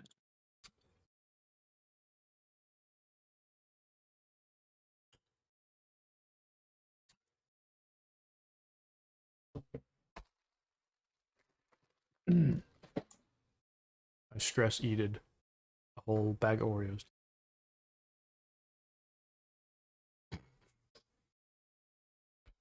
Oh, shit. Don't laugh at me, Cass. You've done worse.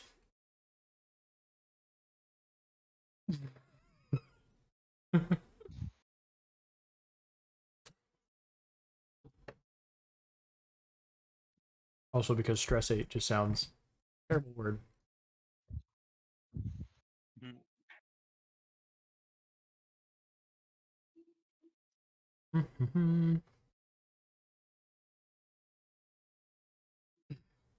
Yeah, I apologize. They're it is, if I did say bronze, they are both brass dragons specifically, and that is his mother. She is an adult. He is a young.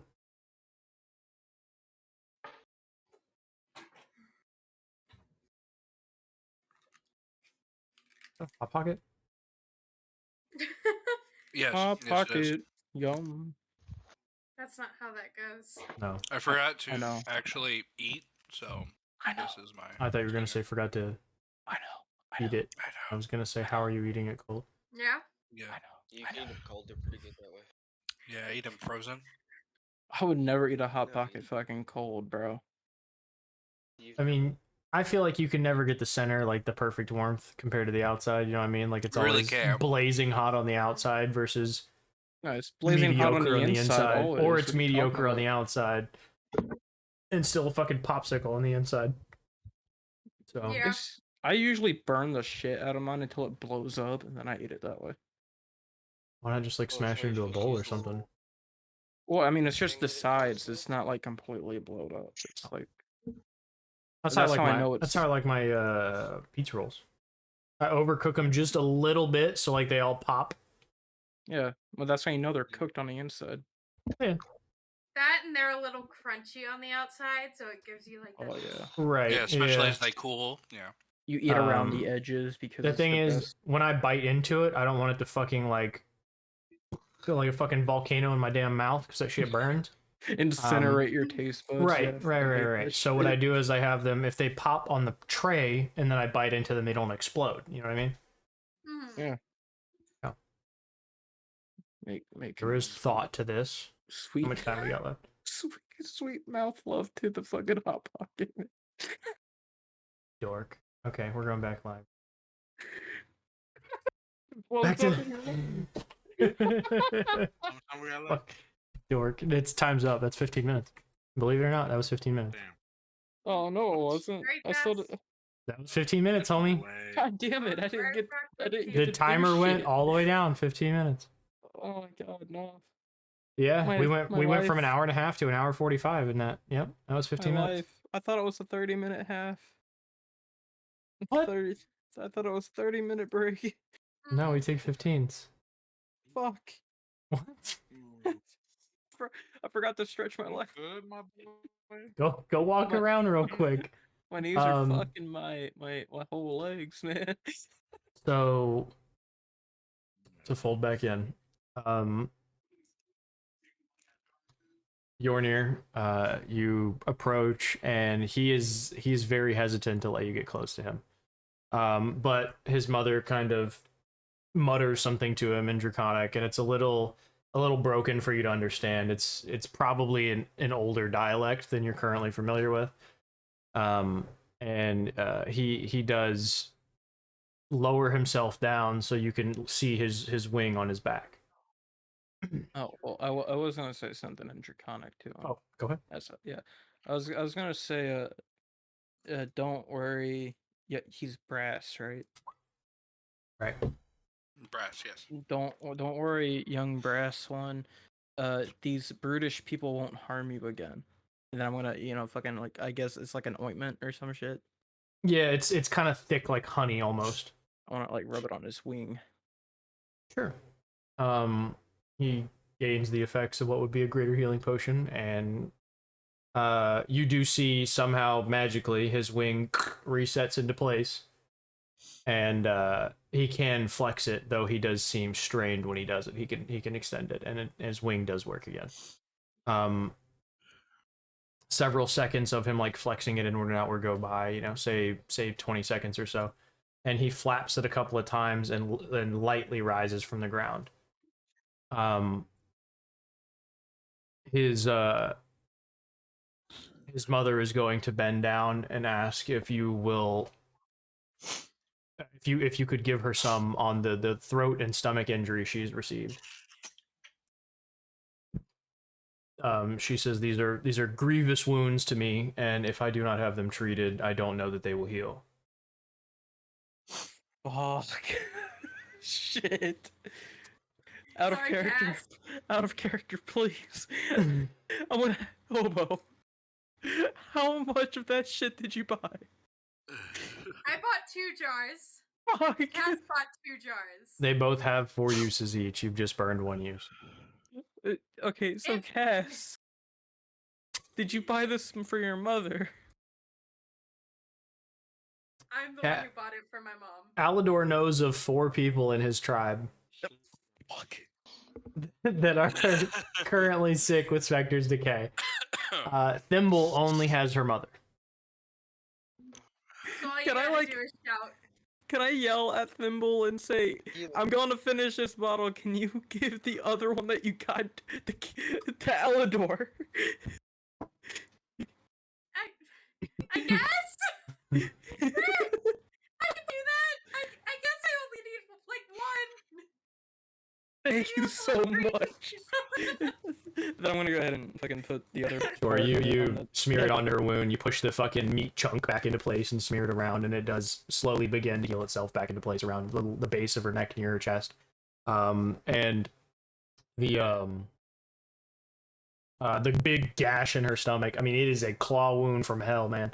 It is from one end of her stomach to the other, and she is holding it as tightly as she can to her stomach. You use the very last bit, like you're scraping the bottom of this thing to try and make sure you can cover the whole wound. But you do make it, and she does, the wound closes at the very least. Tentatively. That being said, she lowers her head down to directly in front of yours, and her head is 6 feet wide compared to you. And everyone around, except for Augustus, only hears this like deep growl, like guttural growl.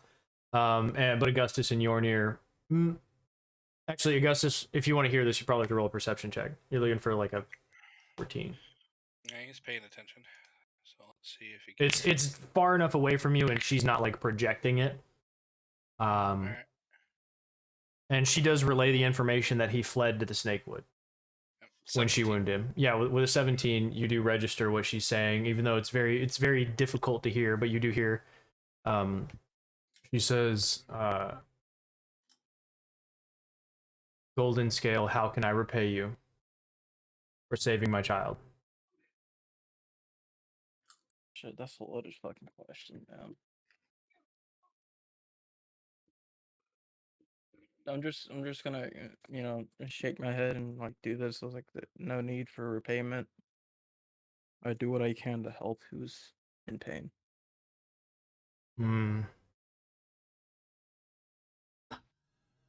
she can give you a sigh and extend herself up and do that shake again, and kind of she's flexing herself because she's still in pain, but she's trying to keep herself moving and make sure she's not gonna hurt, essentially. And she's going to say something along the lines of, "Just as noble as the rest of you gold scales." And it's like it's a sigh of like, it's not disappointment, but it's like she expected this from you. You know, it's a, of course that's what you would say kind of sigh. And she's gonna, you can see her body like torquing back and forth as the stomach shifts, and she's doing that kind of dragon shake with her whole body, and scales, you can hear that the scrape of scale on scale as she moves, you know what I mean? And then by this point, the elf and the fucking barbarian and all them have left the arena. The dwarf is still unconscious way over here. Against this wall over here, unconscious where she was thrown. And she extends her head back up to Zalinara. "May we leave?" And you, Augustus, that you're up there, and I'm saying this is probably going to go over Thimble's head. As far as Thimble knows, just based on your character and what I know about your character, I would probably say that you wouldn't register an undertone to this. But Augustus would register this. This is like a rich woman getting pulled over, asking if she can leave. You know what I mean? Like, she has the authority to leave if she wants to, or at least she thinks she does. And, she's asking because it's common courtesy to ask, not because she can't just leave when she wants to. Understandable. And Zalinara is gonna nod and say, and that's when she's gonna like extend the other two greater healing potions that she's gonna offer. And the dragon will extend her hand, take both of them, and give them both to her child, who will then be restored to pretty close to full health, actually. That being the case, the rest of you are just standing in this arena, or standing around the arena. Even Ian, you are standing in the presence of a giant metallic dragon. Is there anything any of you would like to do?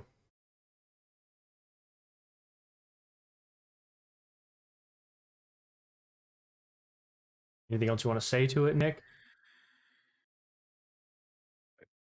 Why are you asking me? You're the dragon that's in the arena with it? I mean, I did already do. Sure. Yeah, I mean, Do I it didn't know if early. there's anything you wanted to ask. It's a question. Goddamn, it makes it seem like there should be something. And No, then it's you're a like, question, damn it. Before she like, flies "Ah, away, shit." is there anything Yeah. you would like to ask? That just makes it seem more sus, man. You making me second guess myself, bro. I'm good. If anyone else is. Thimble? Yeah, I want You to. seem like there's something you want to ask. I want to approach the balcony, Sure. like full on, like leaning over it, nearly Sure. on top of the railing. Right, yeah, the pangolin dangling. Yeah, gripping the pangolin tightly. Let's see. Balagos? Is that the name? And she, you know, while she's down talking to Yornir, she's gonna whip her head in your direction. And like this is a you said Voldemort in Hogwarts. She whips her head at you. What do you know of Balagos? I don't know, but I recognize the name. And she's gonna Should I know flex. him? She's gonna flex very tall again, so tall she's head even with this balcony. Do you serve Balagos? I don't even know who he is, but I can like see what he looks like. Like he's a red dragon, right? He is. Okay, what? Do like why is he important? I guess like he seems kind of important. He's very old. Is he like? Is he from somewhere? Should I know him? Like, I didn't know of him until he came here and took land from us. came here? Or came here? To this region. To Okay, what you call okay. Okay, so he could be from the Evergreen. Okay. That's all, have fun! Your baby's cute! And she's gonna like quickly back away from the balcony and like hide behind Augustus again. Are you holding the pangolin in front of you? Oh, absolutely. Like gripping it. Right, like scale side out or like hedgehog soft side out? Soft side out. Okay, so the sharp, like pointy part is against you. Yes. Okay. You can see her eyes as she kind of leans in closely and she's peering intensely at what you're holding. Shit, Cass fucking turned his camera off. It's fine. He's probably lost the internet. She's peering intensely at what you're holding. And she's gonna go, what is he? You know, I don't really know. He's cute though. And she's looking at his scales more than anything. And she goes, is he a wormling? Yes, maybe. He's metal. Well, She's gonna like tap on him. Tink, tink, tink. He's the same color as she is. Shit. God, get fucked. He's very much like brass and copper colored. I don't know. I don't know. What is he? And his scales are made of things that Augustus. Isn't he cute? He's like this little friend. And you're not, Augustus, are you gonna say anything? He's kind of like trying to hide a smile right now. Augustus, please. And you guys can hear this guttural, like, kind of a clicking noise that she's making with her throat almost. And the pangolin doesn't reply. Yeah. Will kind of like reach down and pat Thimble on the shoulder before kind of stepping in front of him. I'm scared. Dragon, that is a construct. It was my master's. Its name is Gisborne. It was given magical life, not born from nature. And She's gonna ask, "Can you bring it closer?"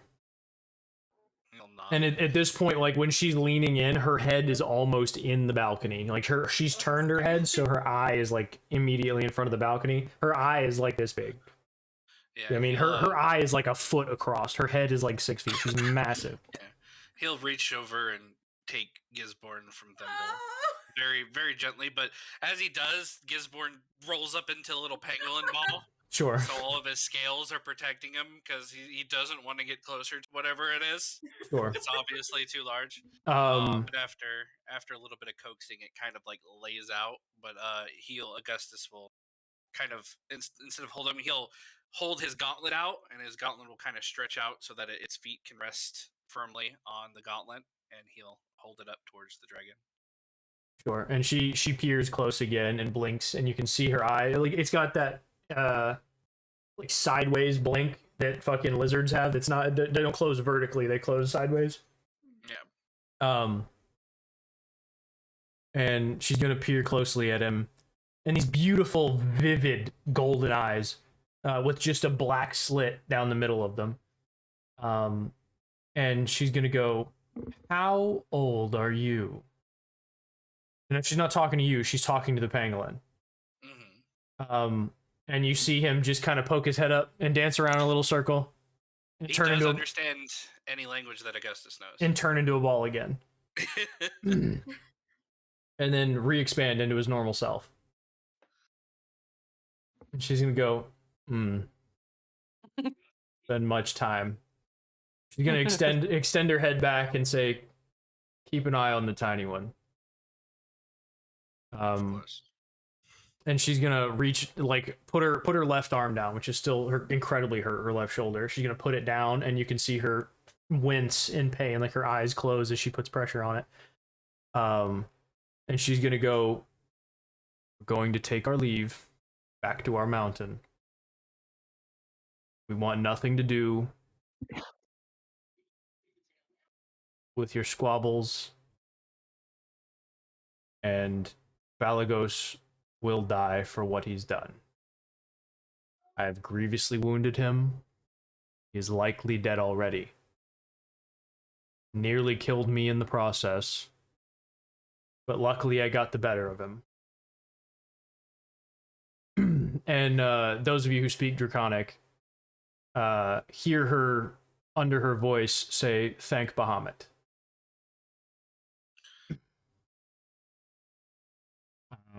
And she's gonna extend her body and shake again and flap her wings, and whoop, whoop, and sand starts to fill from the bottom of the arena, is starting to blow upwards in this almost tornado-like fury.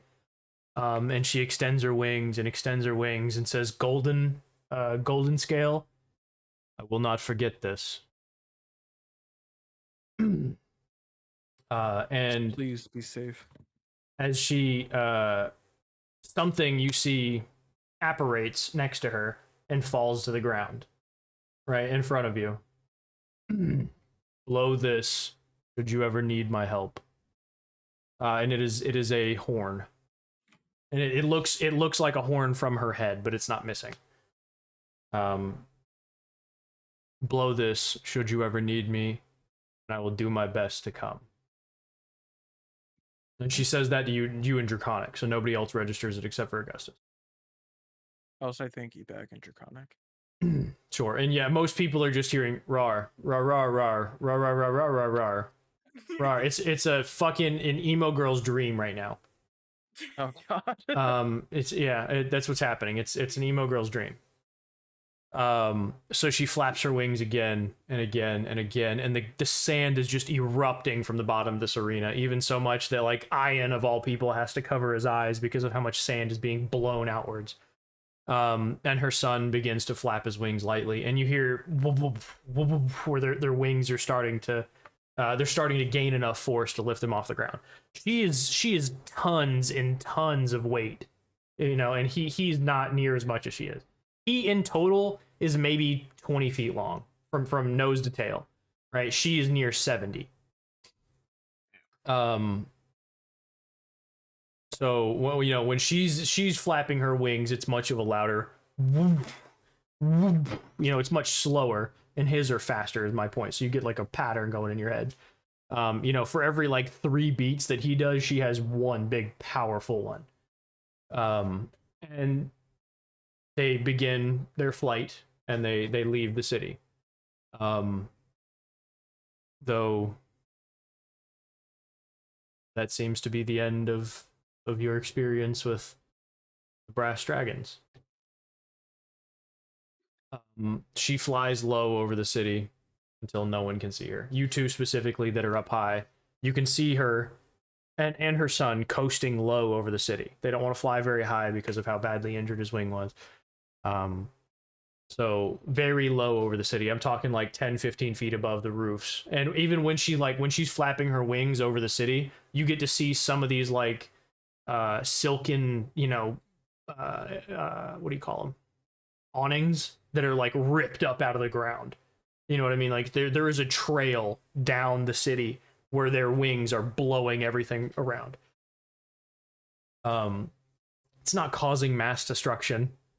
They're not hurting anybody in the process. It's just the natural force of their wings is creating a push against the ground, which is blowing things out from underneath them. Like a helicopter. Sure. Yeah. I mean, think more like a jet wash behind a plane. How much force is created behind it? That's what's happening. Just towards the ground. I'd like to pick up that horn though. Sure. So add brass dragon horn to your inventory, and then I'll build you a custom item. Oh, so I'm just adding a custom. Yeah, add a custom item. I'll build the item. Sorry. It's effectively a whistle that only only dragon ears can hear.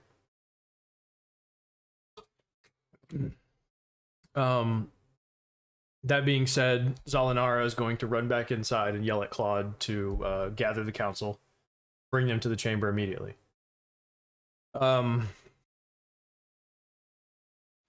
Augustus will stop Claude before.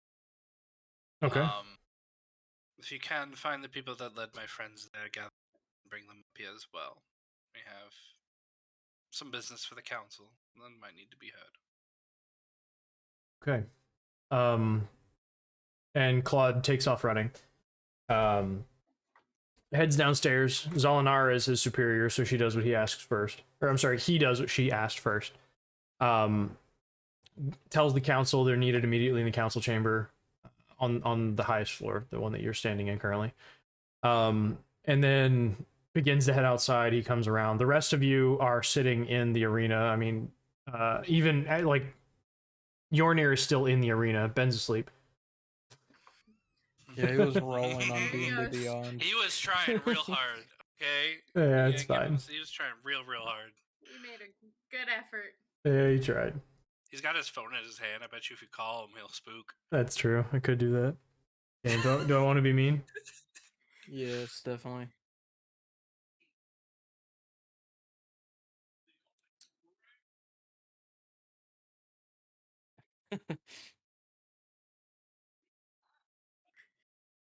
Let's see what happens. Oh, no. He might sleep right on through it. Oh my god. There he is. Oh, there you go. So you are all in the arena. The dragons are now gone. I'm sorry, not in the arena, but some of you are surrounding the arena. Yornir, you are in the arena. Ian, Sota, and Alador stand at the edge of the arena.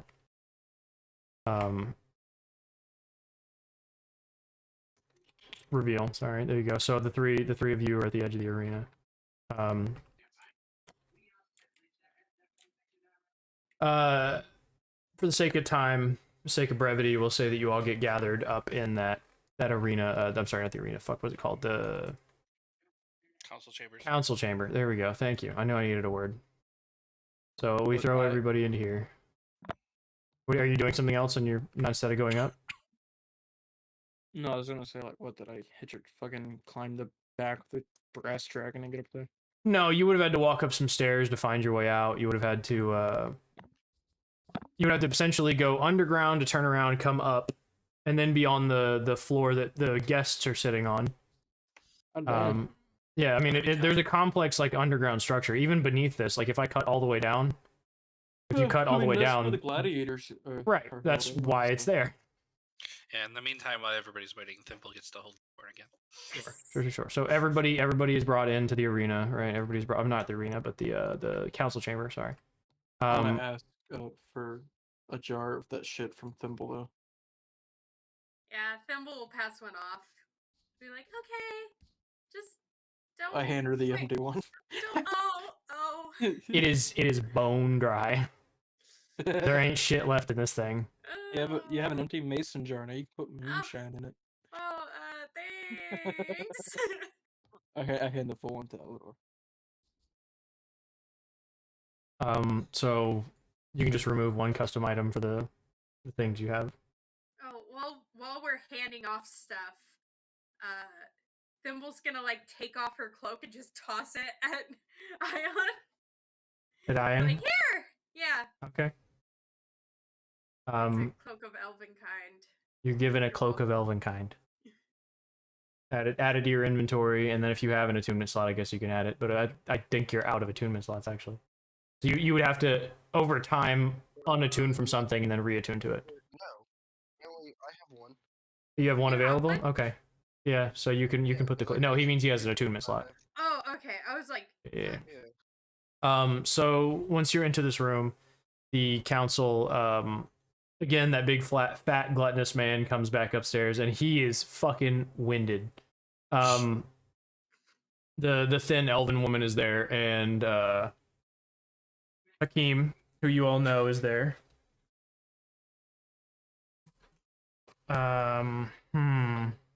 Does anybody else come up? Yeah, you know what?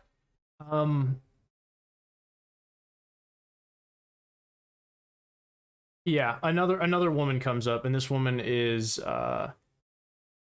very dark skinned, very. She has high cheekbones. Her hair is pulled back in one large braid, and she is she's human as well. The same as the fat man who sits across from her. And Hakeem sits at the head of the table, right? So he was going to be over here.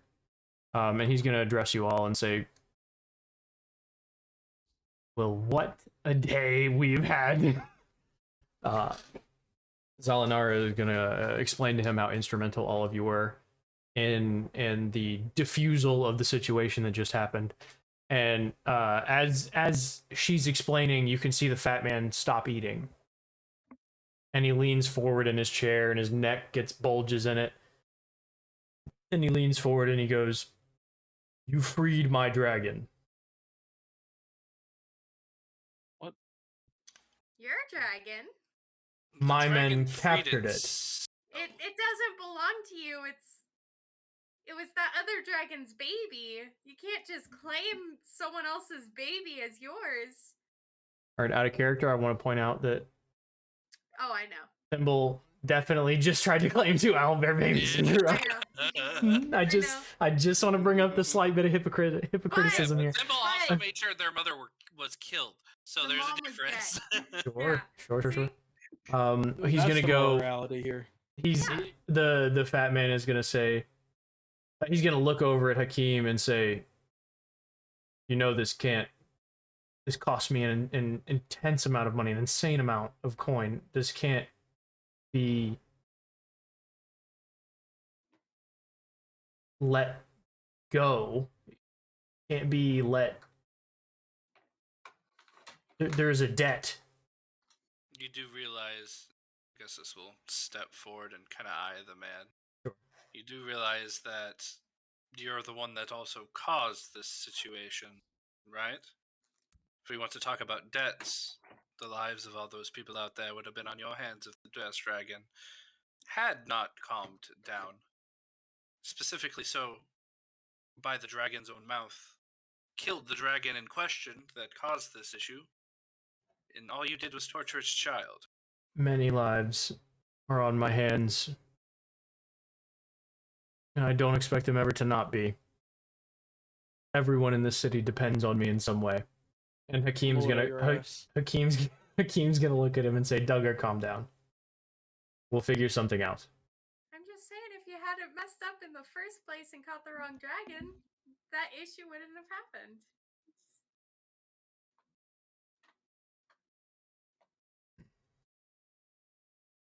He's gonna look back down and begin to eat again. And the elven woman is gonna say, "We appreciate all you've done. May we do something to repay you. We owe you a debt, in fact." And Hakim is gonna fucking like grunt from his. Or no, I'm sorry, not Hakim.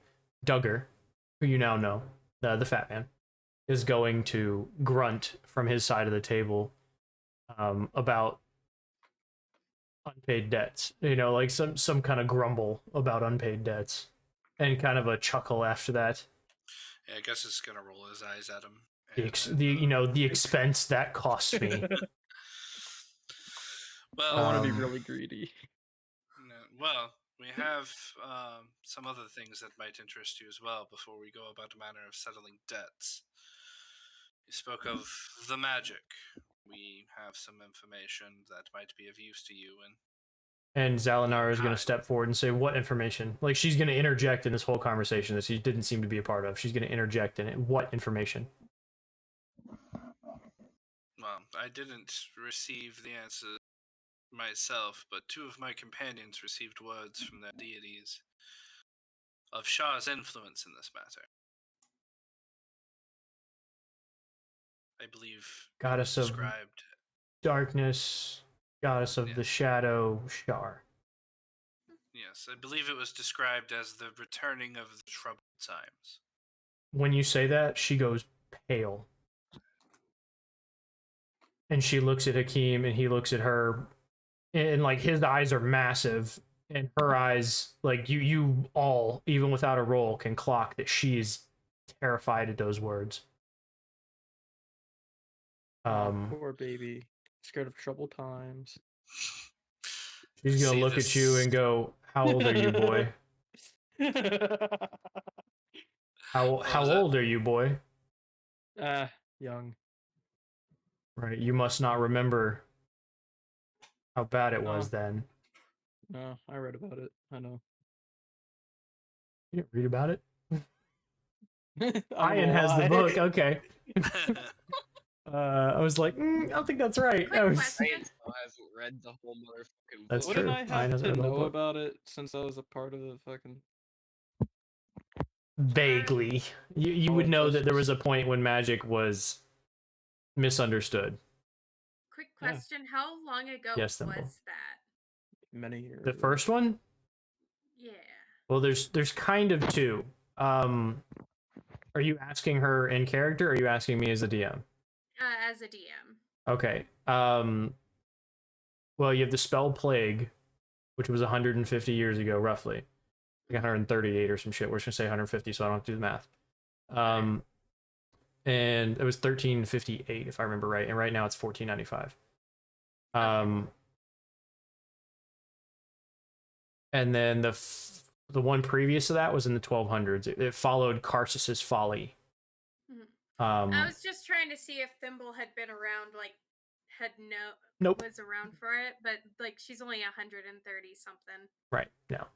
Not as far as you can remember. You don't remember any time magic was weird like this. Yeah, she doesn't even remember anything after or before, like, meeting mom. 30?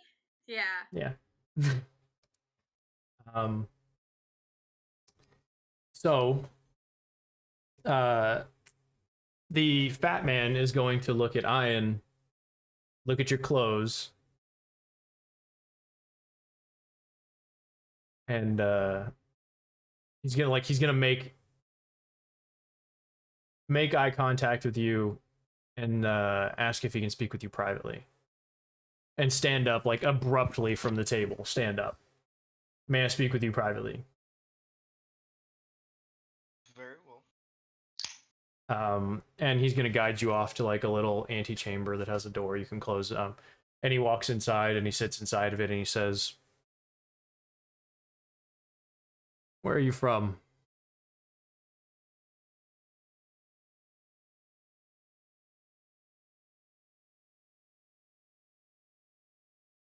You might have muted yourself on me because I don't hear you.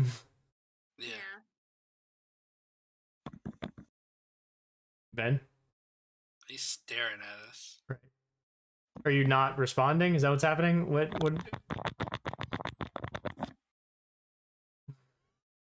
Are you Bang. connected, No, Ho? everything froze. Oh, I got you now. I Okay. got you now. Oh. I got you There now. we go. Okay. It showed he- me having a connection. Oh yeah, he's gonna say, "Where are you from, boy?"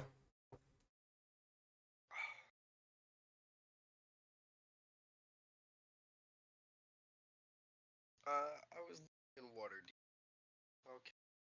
No, and he's gonna pull out. That's not what I mean. And he's gonna pull out No. a symbol that you'll recognize that I'm not gonna describe right now, but you'll recognize this symbol. And he's gonna flash it at you, and then quickly tuck it back into like a sash that he's wearing. And he's gonna say, "Where are you from?" Oh gosh, lost this fucker. Checking notes. He's asking which guild you're from. Yeah, I'm trying to remember which fucking guild we chose. Shadow Thieves. Was it? Right. Yeah. Yeah. The symbol that he guilds flashes for a you, while. the symbol that he flashes you is the symbol of the Shadow Thieves. He's asking you what guild you're from.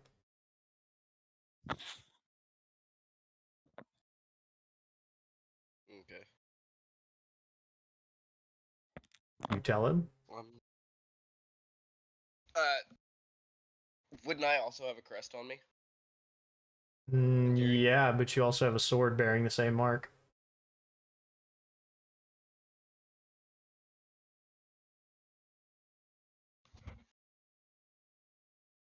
Is that the same mark? Yes. No, I didn't know that. It is the same mark that adorns the pommel. I'm guessing he can blatantly see that. Are you trying to hide it? No, that's the fucking sword on my side. That's not that easy to hide in a cloak. I mean, it's a rapier tucked into a fucking sheath. You know, if you flip it up, you could probably tuck it in your cloak. Like if you had it vertically, you know what I mean? It's a question. Are you trying to hide it? You're pretty good at hiding things. Are you exposing it or are you hiding it? That's the question.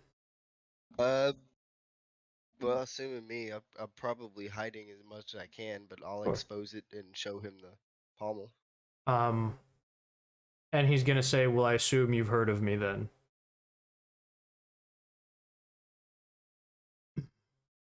I've heard of many people with many names, none that I've taken any consideration of. You said Waterdeep. You're one of Sam's little soldiers, aren't you?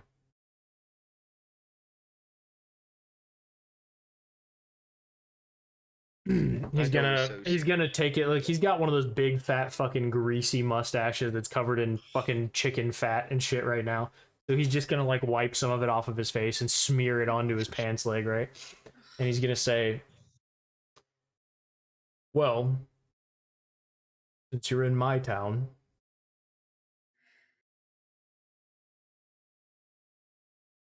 how would you be interested in doing something for me?"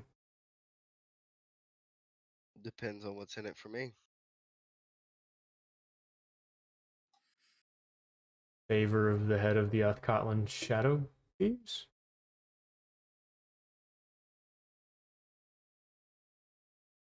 Probably a decent bit of coin. What does the task involve? Need you to find something for me. Risks? Based on the information we've just been told, a dead red dragon and some caves.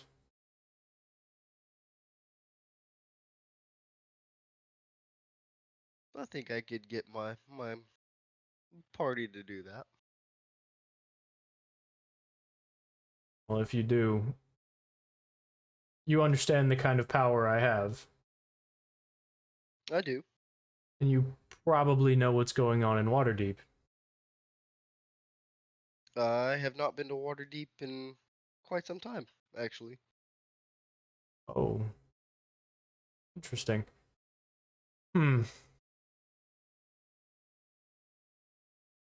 Well, most of it's on fire. That's, you know, if you have anyone there, I hope they got out. But it appears that somebody released a vital bit of information that no one was supposed to know. That someone had inadvertently written down, idiotically written down, and it violated every pact that had been made within the city. What has been the impact from the other guilds? The city is on fire. People are being slaughtered in the city. Civilians walking from door to door, having to hide themselves, still being slaughtered. What a problem, man. It is civil war in Waterdeep. Then it sounds like should probably not return to Waterdeep anytime soon. Rather lucky that you're not there as it is. Did Sam send you on some sort of mission? I was sent to Candlekeep to look into some matters, and then ended up in Grisfolia from there, looking more into those matters. And now here I am. And you see him, like, he stops and he's looking down for a second. And you can see he's thinking, why? And he says it out loud, why Grisfolia? What the hell is on that barren rock? And Sam sent you. Yes. What the hell is he up to?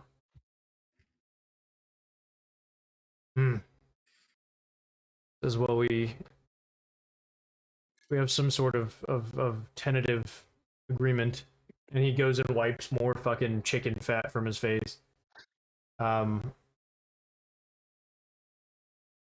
If you can convince your group, including that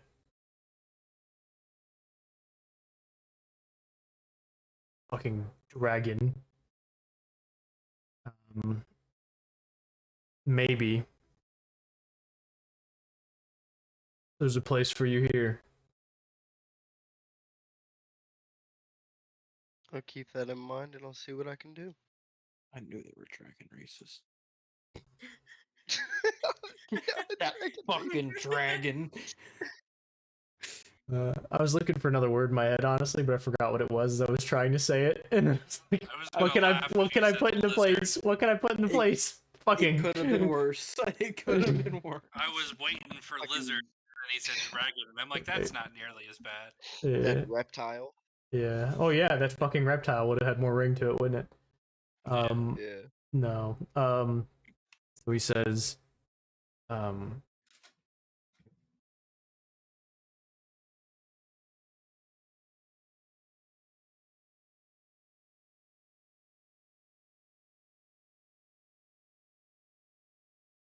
reptillard.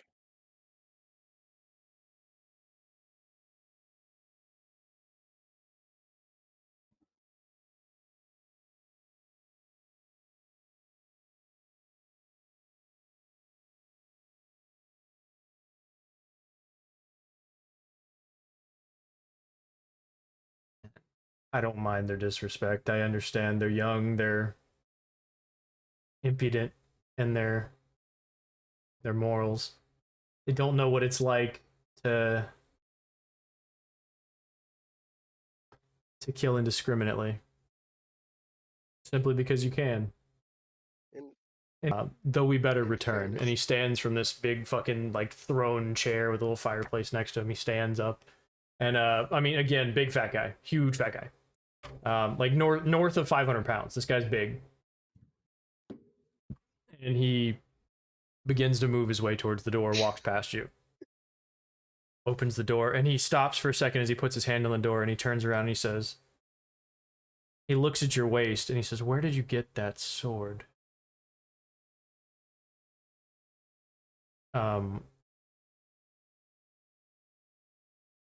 Anything? A reward from something on Grisfolia. And he's gonna stop for a second and look at it and look at you. Kind of purse his lips a little bit. Pop his jaw. He'll turn and he'll open the door, and the rest of you will hear the of the door opening. But the whole time he's having this conversation inside, you guys will be relaying the information that you know about magic not working to both Hakim. Hold on, I wrote down all their names. Give me just a second. Hold on. Where the fuck's my Council of Five list? Okay. Sorry, it's Hadim. It's not Hakim. I've been saying Hakim this whole time. It's Hadim. Hadim. Hadim. Duggar is the fat man, right? Kana, she would have introduced herself to you as. Second. Yeah, okay, so it's Duggar is Dugger, right? Hadim, Hadim. Okay. Right? Kana is the what would be our African appearance woman, right? She is Khanna. And then the elven woman would have introduced herself to you as Ilwita, Lwita. Luita. So, and Zalinara is the head of the, and they're all members of the Council of Five. You're only missing one of the Council of Five that's not there. And he'll even tell you the information. Hadim will tell you that Yusuf should be back on business soon, and that's YUSEF. He's the last member of the Council of Five. Right. So he's going to, you'll be relaying the information to him. He'll have the information is there anything you want to not tell them? That's what I should be more specific about. Or are you telling them everything you know? I think we're keeping to specifics. The deities in question that gave us, so Tyr and the one who spoke to, Salune, were whom we got the messages from, that we were told about the troubled times, and that Shar was the one responsible. Keep very specific information, but not give them very in depth on like how it happened, when it happened. Just this is the information we have. Yeah, and about the time you're done relaying this information, you hear that door that Duggar, both Duggar and Ian had walked into, as the lock disengages, and they both exit the room, and he closes the door securely behind him. Then they come and he sits back at the table and he begins to eat from a pie that had been placed at his seat while he was gone. By Claude. Claude had come up and delivered more food, more wine. They had offered you guys food and wine because it's just the standard here. You're a guest in their home, so they're offering you what they can. So if you choose to eat and choose to drink, you can. But none of you are hurt by any means, so you don't need to heal or anything. So it's up to you guys what you would like to do right now. Effectively, for the rest of the day, you are guests in their home. So about those rewards. Oh, you're looking for like money for the dragon thing? They did offer anything. Well, we still have our deal to conclude. Hadim.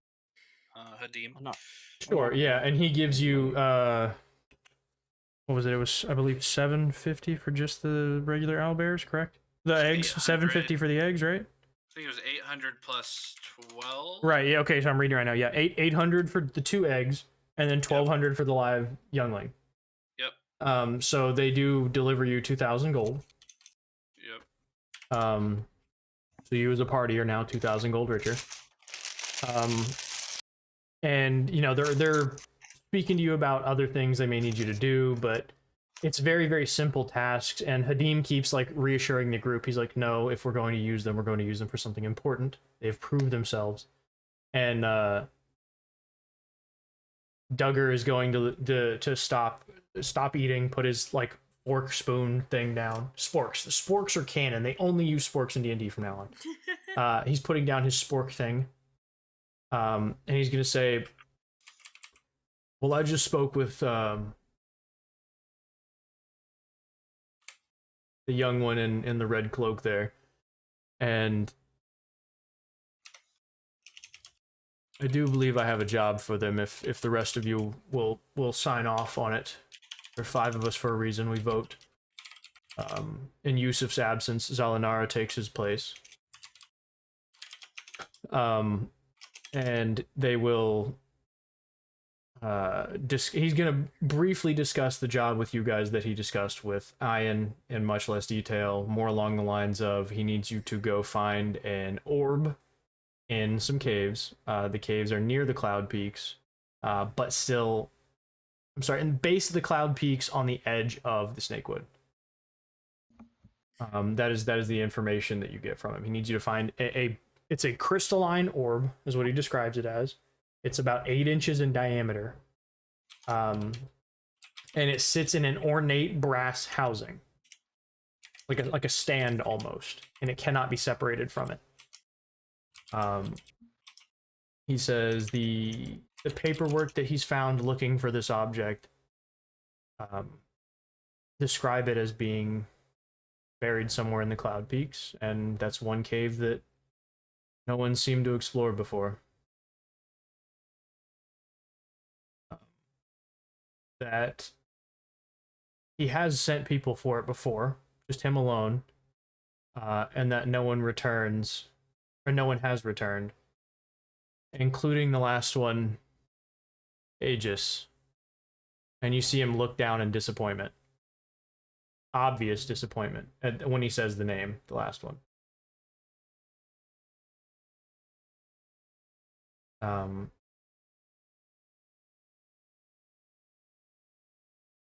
He's gonna say I sent him after them, but he seems to have run off instead of fulfilling the duty he was given.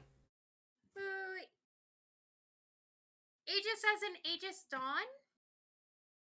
He's gonna, you know, as he's describing the story to you, he continued eating again, and he's gonna stop mid like plate scrape and look at you. You know the man? Yeah, he was with our party for a little bit. He's a little dead. Dead. Yeah. My dear friend. Of all things I expected from him, that's the last of them. Yeah, he fell in battle. I'm not sure of the specifics, but I know that Augustus was with him. What do you know? Augustus is gonna have that eye tick. He was purposely shutting up and not saying a word, like he's caught in his lie now. He's gonna give a brief sigh. Where did he die? In a small island, small rock compared to this, called Grisoli. I'm well aware of where it is. He There's nothing there underneath. but that silly keep and that old tree. Well, there was also a very bad sea hag infestation problem, let's call it. News. Um, Do anything about it? well, it's the reason he died. He was in the middle with these people investigating. He's gonna stop you and say, I tell you what. How about we take this downstairs to the dining hall and we feast? In what memory of Aegis we can produce. We'll regale his old tales. I'll tell you of times before you must have known him. And you tell me of his last days. Rather like a son to me. Why I was so heartbroken when he left. Fair enough. And he sets his food down, you know, his plate, and he yells for Claude, bellows out for him. Claude runs back up the stairs, and you can see Claude is fucking sweating. He's winded.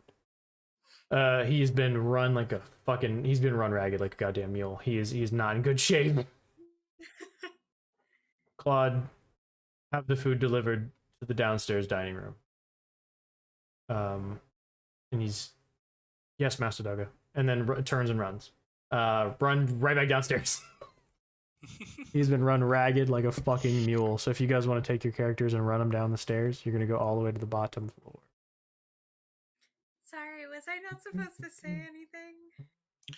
Actually, you can just leave them where you're at. We don't have to move around. That way you guys can we can just pretend this is the bottom floor. That way you can You seem move on. upset. It's not that you weren't supposed to say anything. Well, just that I don't rather like him. I was going to try and avoid talking to him if possible. Oh. And the elven woman is going to, like, as you guys are all beginning to move downstairs, the elven woman is going to approach Alador specifically and go and say, you know, we don't see many of your kind in Athkatla.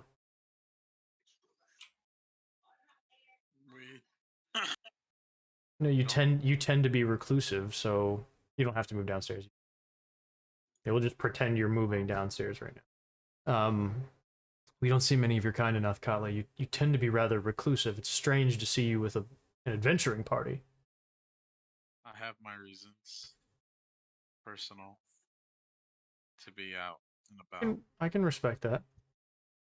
Private, reclusive, as you're known to be. There's nothing wrong with that. It's just not often that we see your people around here. I'm glad to see you out. I'm glad to see somebody reaching out. And she kind of reaches up and like wraps a knuckle on your arm, and she says, "This though. This is not something I've seen before."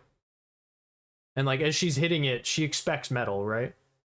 But as she hits it, like it almost is hollow when she hits it. Thunk, thunk. Yeah, you know, when you're looking for a stud on a wall and you're knocking, like you hit that solid spot and then you hit the more hollow spot next to it, it gives that kind of noise. And she goes, "It's rather strange. It's almost like an insect. Interesting. I'd love to take a look at it if you let me have some time." We'll see. Of course. No mean to pry. I don't mean to pry. And then in the same time, Zalinara is going to be asking Augustus and Yornir questions, because she can see Yornir as a cleric of Tyr, right? She's smart enough to know this. And she can see Augustus is intelligent. You seem to be a rather intelligent one. She's gonna be talking to you both on the way down the stairs about anything more you know about magic. It's as strong as I am, I'm afraid to cast spells because of the damage that I can cause. I would refrain from casting magic because it seems to be random. We've cast a few. That's what I've experienced, but I mean, I've nearly killed myself days ago. I mean, I had to use up several of our store of medical medical supplies to have myself healed. I was in terrible pain. I nearly killed myself. You know, I attempted to cast a simple teleportation spell. Nothing I haven't done before, 1 billion times.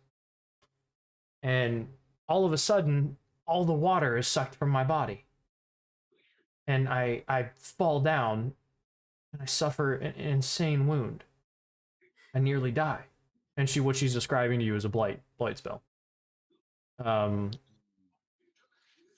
And she says it was just baffling what's happened to me. And I you know, as long as I've lived, I can't figure this out. It's similar to the spell plague, but it's not the same. During the spell plague, no magic. It was empty. You know, the hole that's inside you that magic fills. It was empty before. It was like it was torn from you. But now it's simply like it's just disconnected. Like it's just missing the link between you and the magic. It's not like it's ripped from you before. Like it was painful the last time. This time it's just empty. She's like, so it's not, it's similar in that magic is different, but not similar in the way that magic is still functioning. She says, that's why when you say time of troubles, do you mean the time following the fall of the Netherese Empire? As he's saying that, I'm gonna go ahead and pull that book out and let him skim it. Sure, yeah. If you offer her the book, she's gonna, she'll wave a magic hand over it essentially, and she's casting like she'll take 10 minutes and cast an identify spell as a ritual. And it pulls all the information from the book just for the sake of fucking brevity. We'll say that's how she gains the knowledge from the book. And she's gonna say, "Well, I'll be."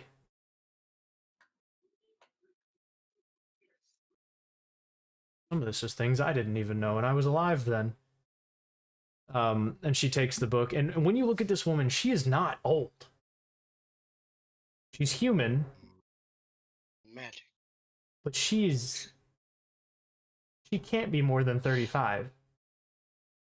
When you look at her, she's young. Tells of her being like a half elf. You want to make a perception check and try and tell? Yeah. Make a perception check. See if you can spot her heritage.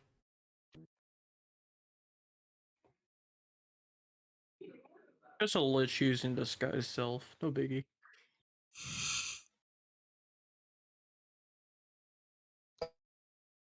What'd you say? What'd you say? It froze again. We didn't. Yeah, your audio cut out a little bit, bud. What'd you say? I think we are frozen for him. Yeah. Oh shit. Okay. Yeah. That's what he's gonna. Okay, maybe he's gonna try and undo it and redo it. I don't know. I think he's trying to text you what he rolled. Probably message you, yeah. That's fine too. I got my phone open. If the rest of you can see what he rolled, I'll just tell you. I saw a 7, but I can't be sure. Okay, with a 7, as far as you can tell, this is a human. Oh, his headset probably fucking died. What it is? His headset's dead. Yeah. As far as he can tell, she's human.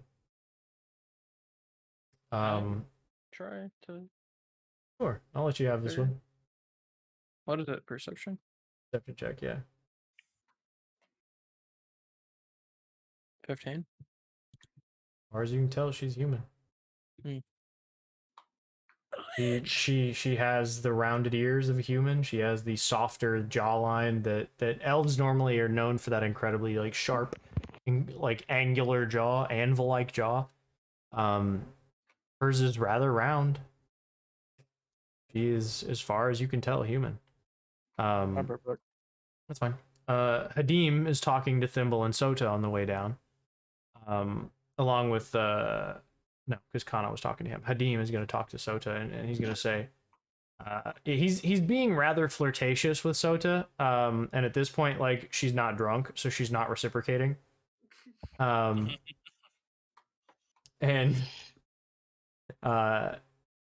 he's asking you questions, Thimble, because he's interested in where you're from. So it's like, where? I have never seen something like you before, and I've traveled far in my time. I've been all the way to Mastika. I've sailed for 40 days. Oh, you sailed for 40 days across the sea. No, I'm saying I don't know where that is. The sea? Oh. Nope. Vaguely. I went to like this place called Candlekeep, and then we went somewhere else and got on a boat and went to Grisfolia. Really, from there to the Evergreen was a little fuzzy. Evergreen. But, like, yeah, the Evergreen. You know, it has a big tree, really big tree, and it's green. Well, I hope to see it one day. It's beautiful. I don't know if you'll ever see it. And I don't know where it really is. I'm guessing where it is How are you right going now. to find your way home? I don't know. I'm sure I'll figure it out though. Mom always told me that I have a good sense of direction, which I think is true. But you know, And your mother looks like you. She's no, she doesn't have like the legs or the horns or the ears. She has pointed ears though. They're really pretty. and he's gonna point at Luita and he go like hers. Yeah. Your mother is an except, elf. Except a little more wrinkly in the face. She yeah. Well, this is terribly wonderful. About this time, you guys make the bottom of the stairs. And you guys are all brought into what would be a massive dining room. It's you know, for effect, we're gonna play on this one here, but it's 3 times the size of this room. And you know what? Honestly, you guys can kill Tailspire if you want, and we'll just go back to the regular cameras. That'll be easier on you guys, easier on your computers, and you can just fucking listen because we don't need it. All right. So yeah, that being said, I'm gonna pull you over here. Better. So the information that you know, you guys are talking about these things you've experienced. And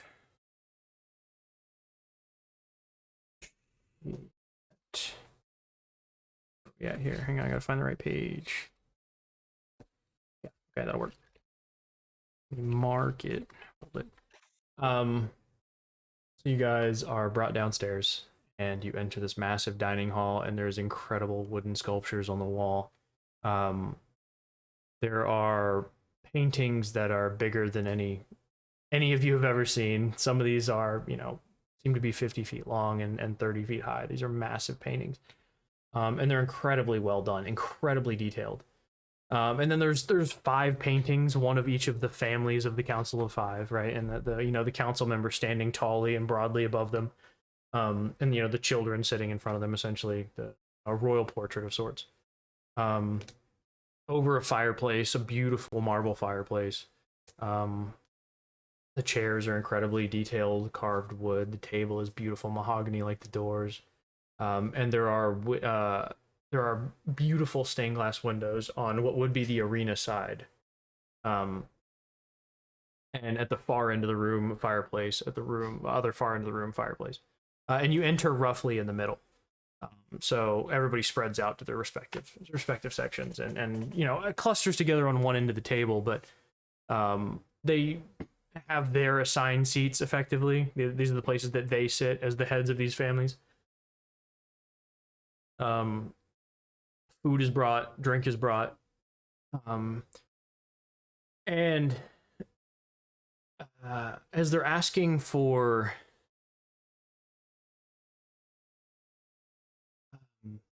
how do I put this? They're asking for, you know, in their drunkenness, they're looking for like a story of your experiences. They're like, well, firstly, what do you call yourselves? You're a band, you're a troupe of some kind, but what is your group name? What do you identify yourself as? Yourselves as? We get a group name? Wait, is that a thing? That's a good question. Oh my gosh. To be honest, we're quite newly formed. We have a few things under our belt. Sure, but you may have something. Like, tell us of a deed you've done. Maybe we can come up with one for you. Tell us of a life you've saved, or a villain you've slain, a city you... I don't know. We helped Grisfolia. Something you changed for the better. How? How did you help Grisfolia? We beat a sea hag, freed the actual lady of the I can keep. really see Thimble just looking at her fingers really hard, trying to remember everything she's done in the last 2 weeks. We beat a bunch of sirens and sea dogs. Let's see. We freed the actual queen of the place. I or already whatever the said fuck. that. I already said that one too.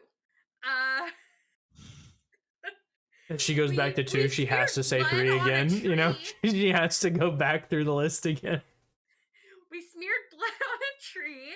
Like, we cut our hands open and, like, smeared blood all over this root. It was kind of gross.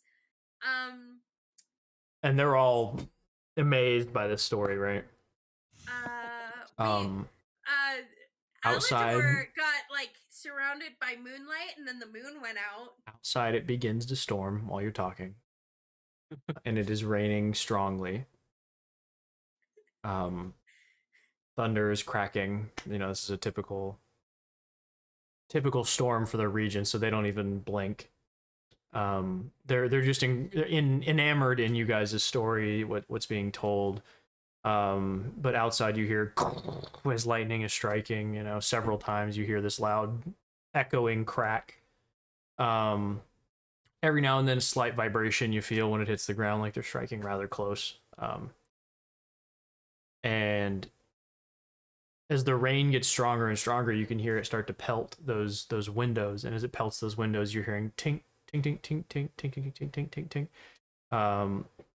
And those of you who come from a region where snow exists, that being Yornir,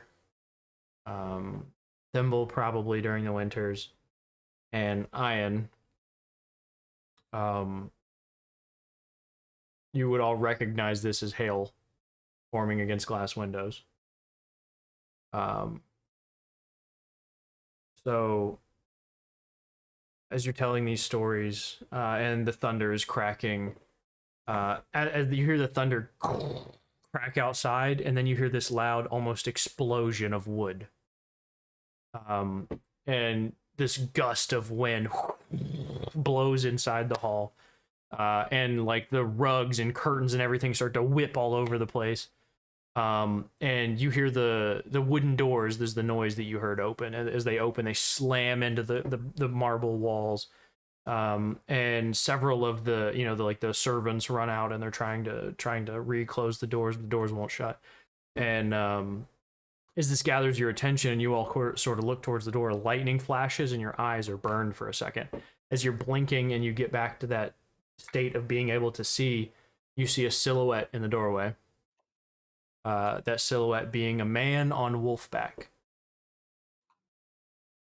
This wolf is huge. It is nearly the size of Alador's horse form. The lower half of him, you know, if it was a full horse, it would be roughly that size. Lightning strikes again behind him, and the image is, you know, outlined and kind of seared into your retinas for a second. The wolf begins to snarl loudly, and its eyes are glowing yellow. Right? Do any of you do anything? Shit, here we go again. Are you just listing off things that we did? Yeah, like... Yeah, she's hardcore, got her fingers like 4 inches from her face, counting, and when you said the second thing, she's like, no, I already said that, and then starts at the third thing again, even though she was really on like thing 6, so she had to go back and start over. She had to go back and start over again. Fuck, we did forget about the owlbears. You beat the shit out of an owlbear. We took its eggs and child. As she's just counting stuff off, I'm gonna grab her hand and be like, shh. I guess you could say we're some sort of myth writers.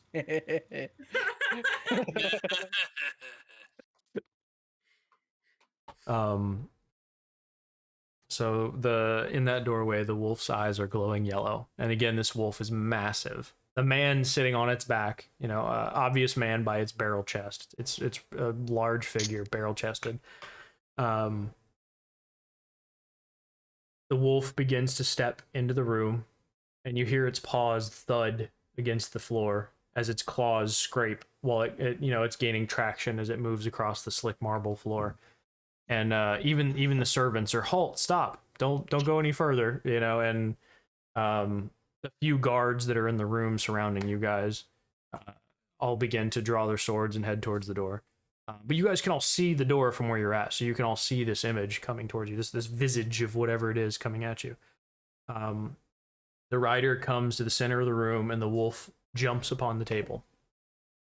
As it steps on the table, its claws begin to dig deep as it walks down the table towards you.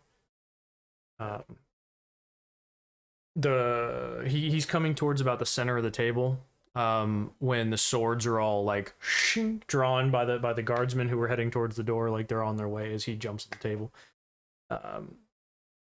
He stops the wolf. You know, he kind of jerks the little reins he has on him a little bit, and he takes a letter from a pocket, throws it down the table, and it hits the table and slides smoothly right in front of Hadim, who's sitting at the very head of the table.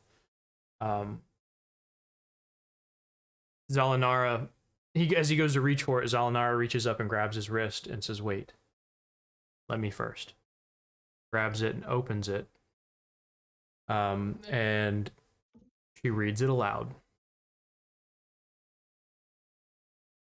"Let whichever of these warriors, bravest of spirit and stoutest of heart, step forth and take up arms to try and land blow against me. Whomsoever slays me shall lay claim to this, my axe." And he raises up a massive hammer, right? One end, sledgehammer end, the other end is a sharp bladed axe, right? The handle is dark twisted metal, and the bottom has a large round pommel on it, very, very thick, almost club-like at the bottom of it. But as it extends with this twisted iron metal, you can see that it is one piece. And on the hammer end, you can see a bit of glow to it.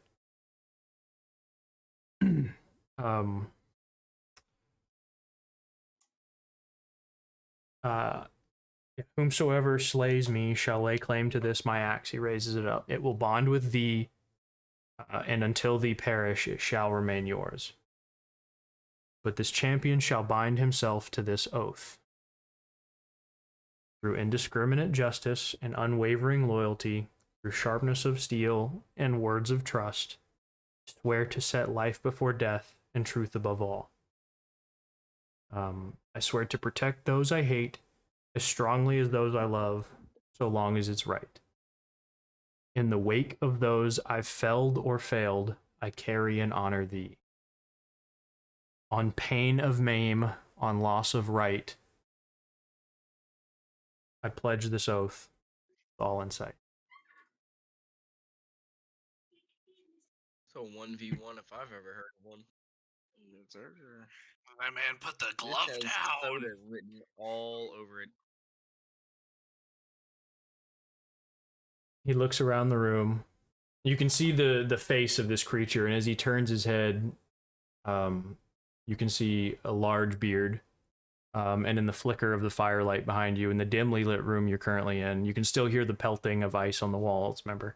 You can see he wears a helmet that curls right over his eyebrows, down the sides of his face, and leaves his face completely open. So his features are hard to distinguish in the low light. And he's probably 30 feet down this table, so unless you have more than 30 feet of dark vision, you can't see him, clearly. So does anybody have more than 30 feet of dark vision? I'm blind, so... It is a dark room. Can't see shit. I only have 30. Okay, yeah, without any more than 30, you Wait. can't. Does the belt with dwarven kind give me fucking dark It vision? might actually. I gotta actually look at it. I think it does. Take a second. 60. No, I think it gives you dark. 60 feet, yeah. dark Okay, vision. with 60 feet, you can see blonde beard, right? Blonde and reddish. It's almost got like a strawberry blonde look to it. It's got blonde, mostly blonde, but like red patches are grown into it. Big angular nose, large pronounced forehead, right? Covered by this big metal helmet. And his eyes are completely black. Cool. Beyond that, That's his beard is so bushy that you can't see his like mouth. And you hear echo from the end of the room. Do any dare face me? No one responds. No one, not even you, Dragonblood.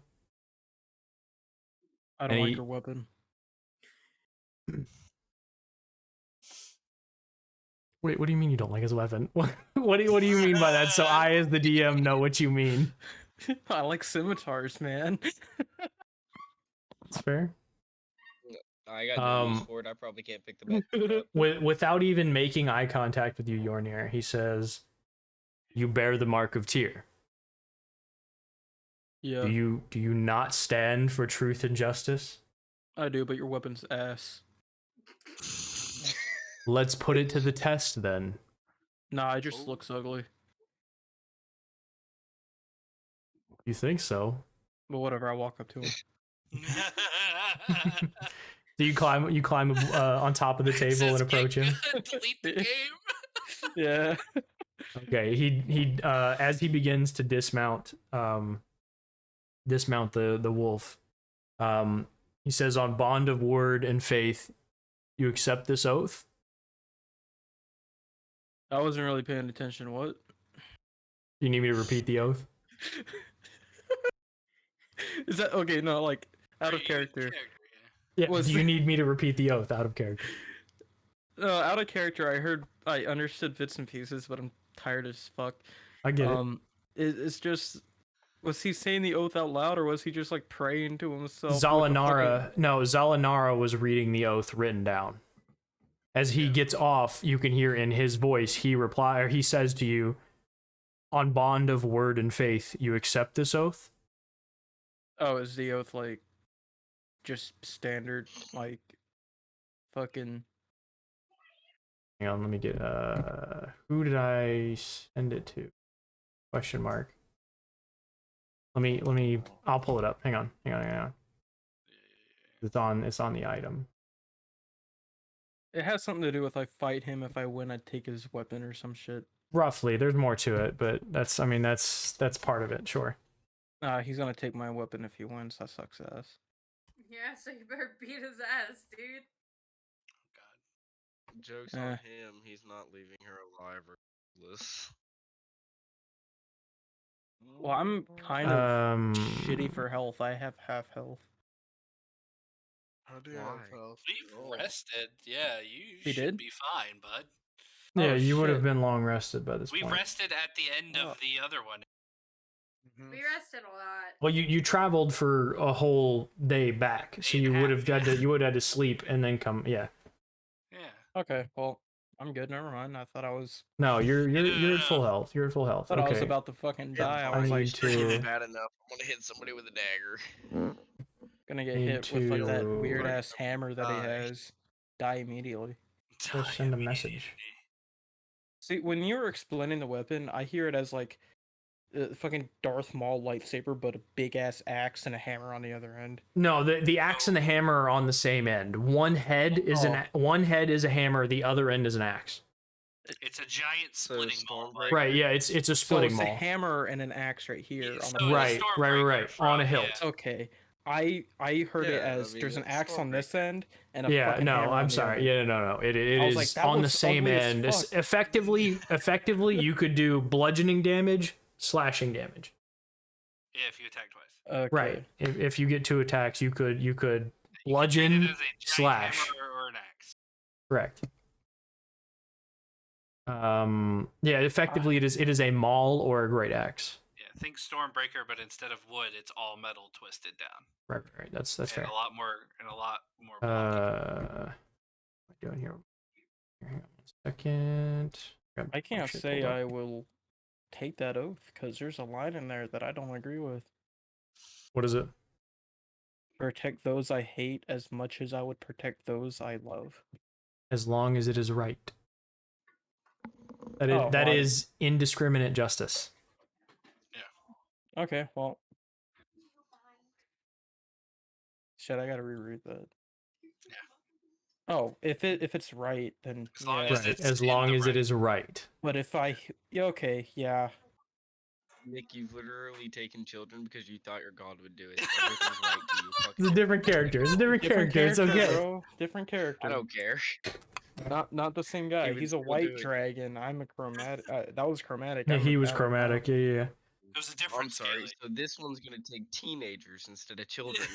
I'm not taking Well, anybody. they were. One, I think one was what 10 and one was 13 or something that you adopted into the cult of Tiamat. Yeah. Something like that. I Adopted. kidnapped them and then I stole them and I left a note for their mom. So At least you left a note. do you accept the oath? Yeah, I accept it. Okay, so he effectively he's iterating to you that once if you get to lay claim to this, you have to repeat the oath upon it. You are swearing to it. The weapon? Right. Oh. If I want to Hope you sell it remember the afterwards. oath.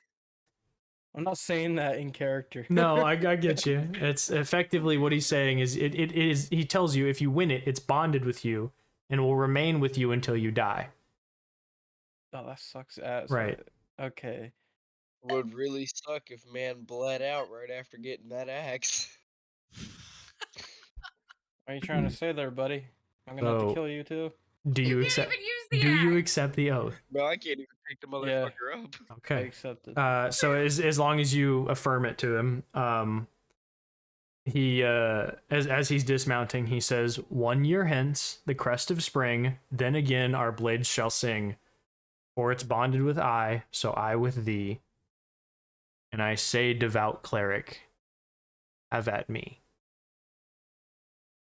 This man You're only speaking in talks in tongues, so do you rhymes. fucking... You draw your sword, When you he fucking wields bark, the bitch. axe. I light my sword on fire for the fuck Sure. of it, yeah. So you are on a table. The table is 10 feet wide, right? So you don't have far to run. Effectively, this is the fucking This is a one-on-one. well, this is the Qui-Gon Jinn Darth Maul battle where they're stuck in the fucking rooms with the doors that open and close, and they're stuck in that straight line. Yeah, I know what you're That talking is about. you are limited to where you can go, just so you understand. You can't Yeah. fucking run 30 feet from him, because if you do, you're running 30 feet straight backwards. This is Well, effectively you v him right now. I am dual wielding 2 scimitars. Sure. I just want to make sure you get it. That the limitation of your space, so I don't have to go build a fucking table really quickly and put you both on it. Yeah. You begin 30 feet apart. Right? You're at the head of the table. He is around the middle of the table roughly 60 feet long. So when he says, so I say, devout cleric, have at me, the hammer ignites. And fire? Yes. Okay. It's not so much fire as it is heat radiating from it. And that's where your battle begins. Do I roll on It's this? late. Roll initiative. He's tired. Do we want to wait until That's true. Break Do you his- session? do you want to Break pause his- now? Bringing this up now because No. I know you're tired. No, I rolled a 20. I'm good. Do you want to write it down and we'll just go with it next time? You rolled a natural No. 20 or dirty 20? I already want to fuck this guy's ass with Nice as go. with my sword, bro. I'm already too far deep in it. All right. Okay, I wanted to put it out there before we Well, listen, let's look at it like this. I have only 20 something HP. What'd you Either roll? I die. I rolled Total. a 19 plus 20. I mean plus 1. so You 20. rolled nat 20. Fuck you. I want to start again. Can you see it? Next week. It is a natural Next 20. week. I want to start again next We week. want to go next week. Oh, I'm gonna go again next week. It's all this. Yeah. Okay, No. so- But your total is 21. no, my total was just 20. Just 20. Okay, his total is 22. Okay. Well, he goes first. Next week on D&D. Oh my god. Yeah, I feel like this is probably gonna take more No. than 20 minutes. Oh, it's fine. It's Let's go. 12:09, and even if you're mid-fight at 12:30, I'm going to bed. Yeah. Well, why don't we Okay. pick it up? Why don't we pick it up next week? Oh, God, no! I really want to kill him. I have work. It's okay. You Okay. get it. That's Yeah. fine. Trust We'll me. we'll let You'll be the fine. suspense build until next week. Oh God, yeah, I can think of what I can do. That's fine. Yeah, it gives you time Look to prep. into your character, see what you can do. I want to give myself level 20 stats. 20 stats. No, not yet. Wait, Not yet. not yet. Not yet. You don't get 20 Not stats yet. Not yet. So it's next week. Awesome. No. Okay. Just see what you can do to bribe JJ in the time. Between I'll now buy- and next week. I'll buy you a Take note hibachi next week. dinner right now. There's not, I've tried. I'll buy you hibachi dinner tomorrow. Hold on night. now. Hibachi dinner and 2 pub subs. And I'll reduce his health by 30 points. No, I'm kidding. By 30 points. Like, Okay, if like he's a- not that dead by then, I'm going to just That commit brings you down to seppuku. a total of 437. Yeah. No. It's not Yeah, that he's much. not even halfway down. Like, he has a little over 100 He HP. looks above rough.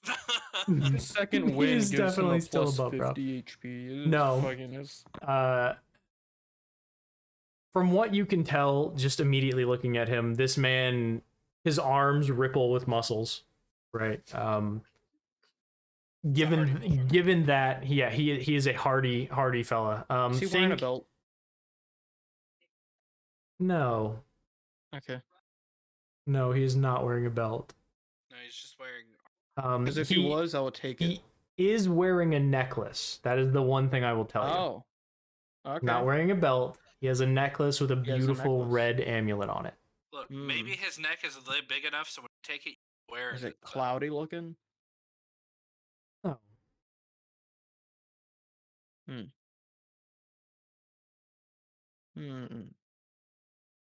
Good to know. Now I know what I'm gonna steal off his he's corpse. very large, very muscular. When you stand even height with him. Alright. He's a tall motherfucker. He's 6'3". You know, he's roughly 6'3", 6'4" with that region anyway. Oh, he's my height. Nice. That's what I mean. You're saying, like, don't lie to the internet. Don't tell the internet you're 6'3". Well, I'm 5'8" in real life, so. No, I'm kidding. That's what I was talking about. No, so you're roughly eye to eye height. The armor that he wears, he only wears like a leather vest. But you do see that it has metal studs in it. I'll give you that much. Beyond that, his hair pulled back into a deep braid. His eyes are black again. Just effectively, they are all dark. Even the whites of his eyes. Yes, even the whites of his eyes are dark. This motherfucker is like Balder or something. And the other demonically thing I will possessed. tell you, He possessed by the X.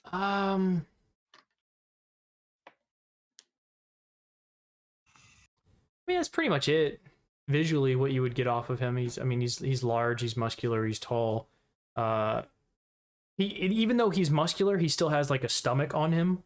Like he's world's strongest man muscular, not bodybuilder muscular. Not, right. not He's not weightlifter bikini muscular. pro bodybuilder muscular. He is world's strongest man muscular.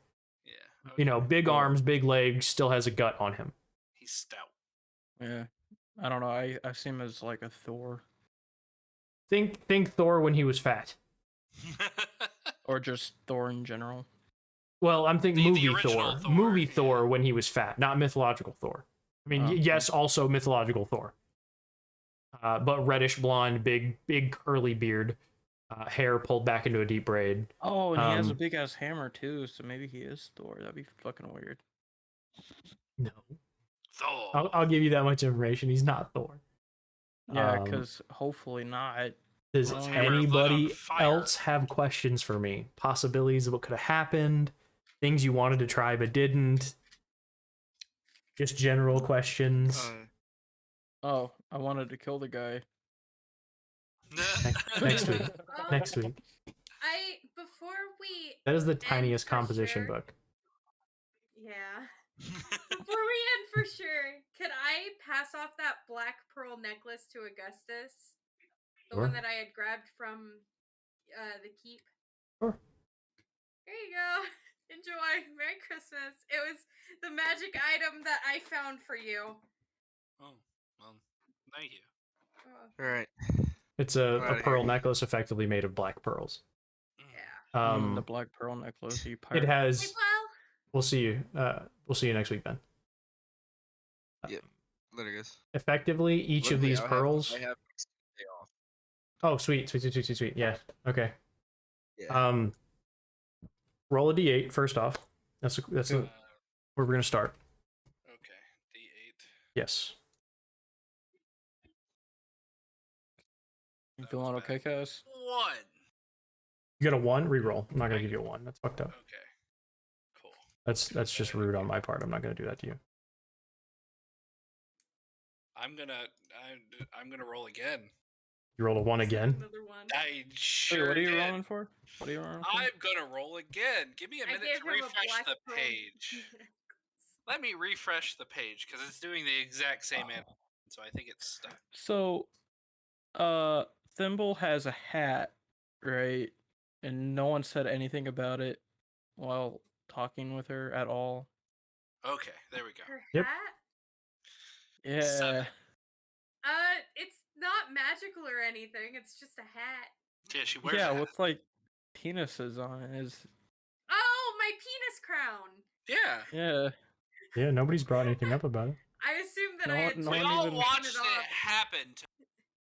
I assumed that I had taken it off before moving on with my life. So I don't know. You're pretty happy to receive it, so I don't know. yeah, for the party, but like. So wait, what did It's got I a just had face somebody on do it. something. What did I have somebody do? I rolled a Roll 7. a d8. You rolled a Yeah. 7 on a d8. Yeah. Okay, so you have 7 darkness pellets. Oh. That is what you have. Each pellet contains 1 spell of darkness. Ooh, okay. Augustus is gonna do things with that later. Thought it would be useful. Oh, ooh. Me being a generous DM. That's what that is. Augustus is gonna do things with that later. Okay, we make it weird. I don't want to know where those And pellets are going. Just because likes- it's he beads, likes- you don't have Listen, to. you Look, need he to likes keep those touching pellets. magical items, and that's all. Keep those pellets out of your darkness, my guy. Yeah, those pillows You don't need can, anywhere in near fact, this cast darkness starfish. inside of you. Yeah. Any other questions? Any other? Any? I'll tell you if I can tell you what it is. You feel free to ask whatever you want. That's the whole point of me doing this shit. Is if you have a question, ask it. If I can answer it without Is ruining that lady anything, a I will. lich? What lady? The The one human that lady that we yeah. thought was human. Zalinara? The quotation marks older than everybody in the room. Human. The human. As far as you know, she's human. That's some bullshit. I have something I want to ask, but at the same time, You rolled for it, homie. As far as you know, she's human. and Go I ahead. don't What's your know if question? I do get the answer. Well, no, I don't want. I want to ask, but I don't want to ask What's your question? because Augustus is. I'll gonna tell you if I follow can up on answer it. Well, when the dragon looked at Gizbor, did she know what it was? Did the dragon know? Yeah. Yeah. Okay. Because that's what Augustus got. He's gonna follow up. I don't want to ask more than that because You know. Is your fucking robot thing made out of a worm? Augustus doesn't know. It was given to him or left for him. Augustus has no idea other No. than how to control it. Not even. He was just at the house when you showed back up and everything was in disarray. Yeah, He- he was just he was there. there. Augustus, yeah, he assumes it was. He Right. took it. Let's be honest. He took it and left. Cass, any questions, homie? I know you're tired. You want to go to sleep? You can go to sleep, homie. Don't sweat it. I know you're tired. good You've been night, working a Cass, lot. bro. Have a You good gotta- night, you homie. gotta- Buddy. You need sleep, man. Anything else? Mental Anybody? stress. I want to ask about the dragon, but I feel like Ask I it. shouldn't because If you- there's if- nothing I if can I- ask. If I can You're gonna be answer like, it, I'll "Oh, you'll answer find it. out later." If Well, I can then answer ask. it, I'll answer it. No, well, I'm trying. I want to know if the dragon is linked to the Feywild, but like, I feel like that's something I'm gonna have to figure out later. So Oh, you're asking about Balagos, the red Yeah. dragon. yeah, that one, Oh, that guy. How Your do I your know your him? question is linked to the Feywild. Is it? Is it? No. No. Okay. oh, I I got can answer How that do I know him? without it being a dilemma. Nick, I got hit one me. about the dragon. Yeah. The dragon seemed to know who I was. Not you specifically, Why was it like worded like that? because you're golden scaled. I know it just seemed like she gave off that vibe that she like fuck I've seen you before. No, just you're a golden scaled dragon, and golden scaled dragons are the noblest of dragons. Yeah. She didn't expect to see you there, right? See a golden scaled dragon at such an event. You know what I mean? She was that statement wasn't in like awe of you being there. It was like surprised that you could sit through something like this. Oh, I just got there and I was. You didn't know that? She just fucking got there too. Well, I mean, I Yeah. told her that I just got there. But when you did yell fight back, she heard it. You know, and she heard it in Draconic, and then when you spoke again, you know, it probably would have clicked in her head that you were the one who screamed fight back. All I'm saying is if we get there and that dragon is dead, I'm gonna be very upset because I need answers. Which one, Balagos? Or her? Yes! Balagos. Mm. He's gonna end up being dead, and I'm never gonna get any answers. Oh no, Who you'll see. cares? Red dragons lie anyway, so you won't get any answers regardless. Why do I remember him? All of your answers are in this book. I'm gonna steal that book. I'm gonna come to your house. And steal All that the way, book it's 30 something pages into this book are the answers to your question. I'm gonna go to your house, steal that book. Yeah, By when the I time we when get I get my there, when I get my we're- new house, that's going to be in my gun safe. Oh! Well, by the time we No. get there for, Halloween or whatever, we're gonna probably already know the answer to the shit anyway. No, I'm Maybe- saying I could fly down there at a moment's notice and How steal many? that book. What is it? April? It's the middle of April, right? It's Yeah. April right now. April 13th. You'll probably know by that point what the answer to your Probably. question is. Yeah, it's many fucking months. I've away. It's written I'm on page like 45 of notes, right? and now you have like 30 more Currently, pages to go. we are on page 6. Oh, never mind. What? And yeah, I mean we have reached the beginning of the character arcs. And is page 30 not the end if we're on page 6 now? Fuck no, it's not the end. Is it anywhere near like No. the middle even? No. This is gonna There's be a, there's a long lot. one. There's a lot to go. Yeah. There's I a signed up for lot a long to one, go. and I appreciate. Yeah, How high no, it level is. are we gonna get? Like, is this, Winnie. we're No, gonna get you'll to see when you get 20? there.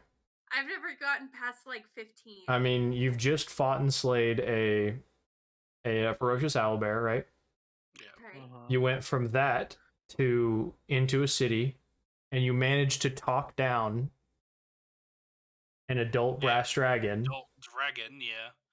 right?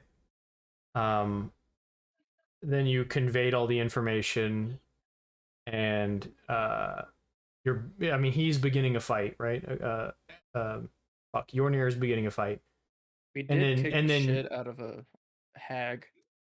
That was before you got your last level. That was Yeah. a while ago, though.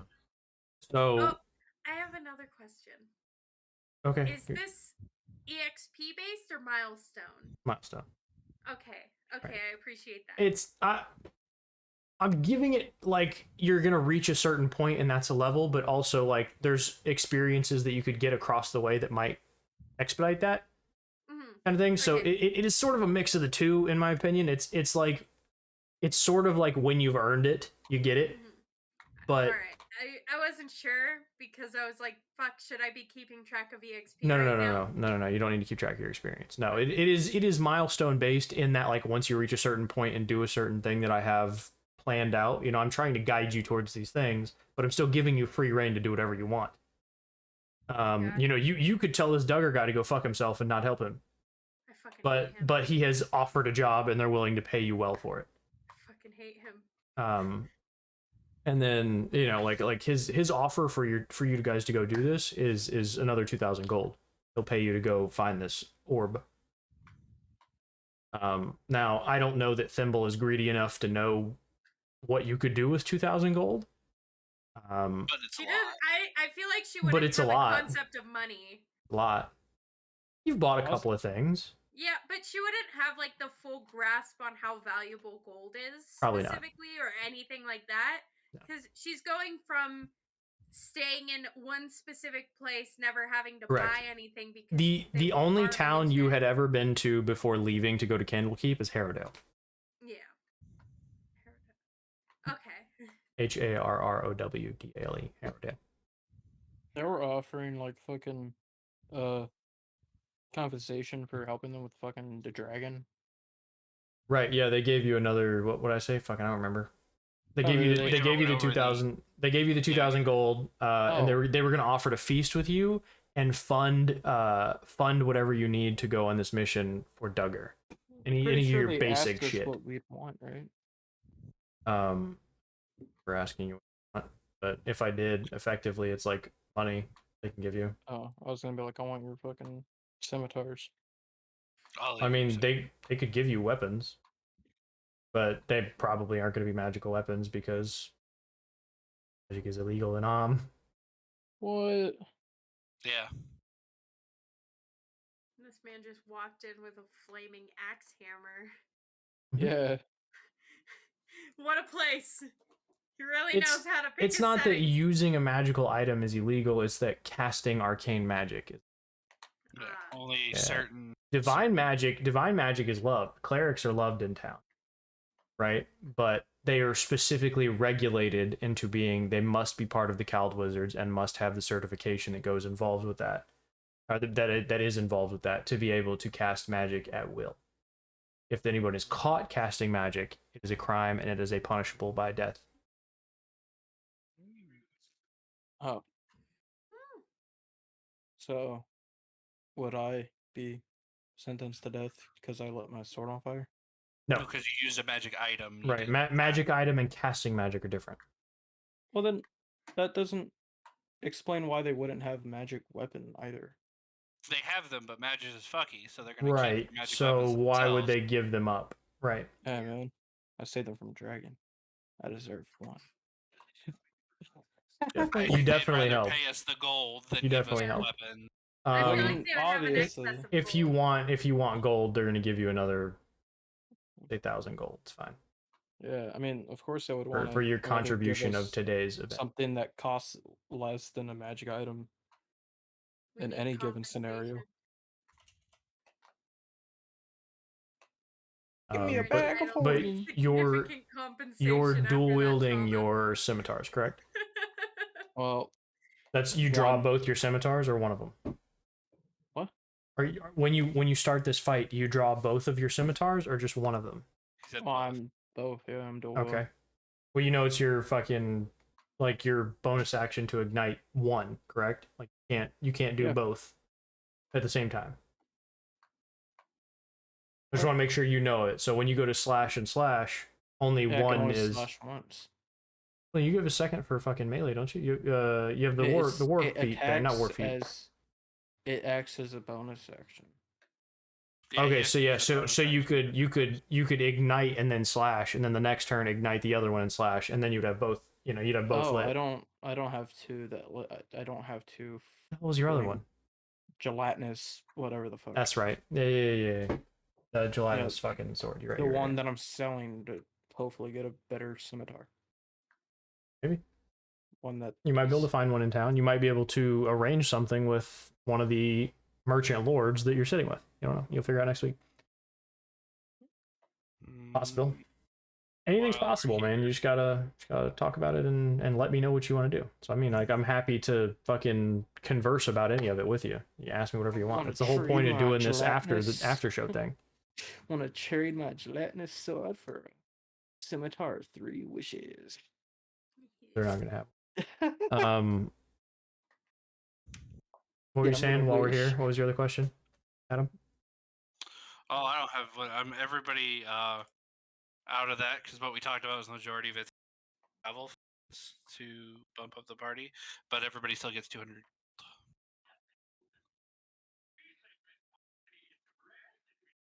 So What? anything else before I end the stream? No. You got some, Cass? I get a deck of many things. You have a deck of many things? Or are you asking Can for a I, deck of many things? Can I peruse have? for a deck of many things? Uh, I want to do the I same. mean, it's not going to be in this room if one existed. No, you said like inquire, see if anyone could acquire one. The merchant lords. You want to ask the merchant lords if they can find you one. You can ask. Yes, I want to ask. Okay, What we'll would figure you out know next what week. that is? Write it down. I think we should probably invest while we're here in a bag of holding. It's gonna Yeah. Well, that's what very that's useful. what we were doing the jobs and stuff for. Oh, okay. Sure. I get you. We have 1,902 gold pieces, 5 silver pieces, and 8 copper in the party fund for our travel right now. Mhm. Because that job we took was mainly to be in the party fund. and Originally, what- everybody was getting 100, and then with the extra 1,000, everybody got an extra 100. When he does take you downstairs, like when you're all being brought downstairs, and Duggar is like sharing the information about the job that he's trying to have you guys do, and you're all like you're making your way downstairs, and he's wheezing his ass down the stairs. You do get the information that that he would be willing to fund you getting a wagon, right, and then using it to the Snakewood. But you've been in the Snakewood, and you know that at that point, like the Snakewood is not viable enough to take it inside of, like it's too rough terrain. It can get us there. You could get it to there faster, right? It would effectively take you less than a day to get there.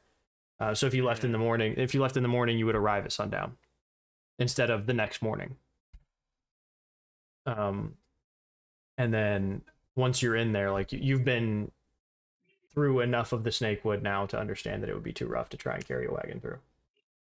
Yeah. It just wouldn't be effective. Now, a magic item that I would think would be cool to invest in. It doesn't exactly exist in D&D, but I think it would be fucking awesome. And I would call it a pocket Vardo.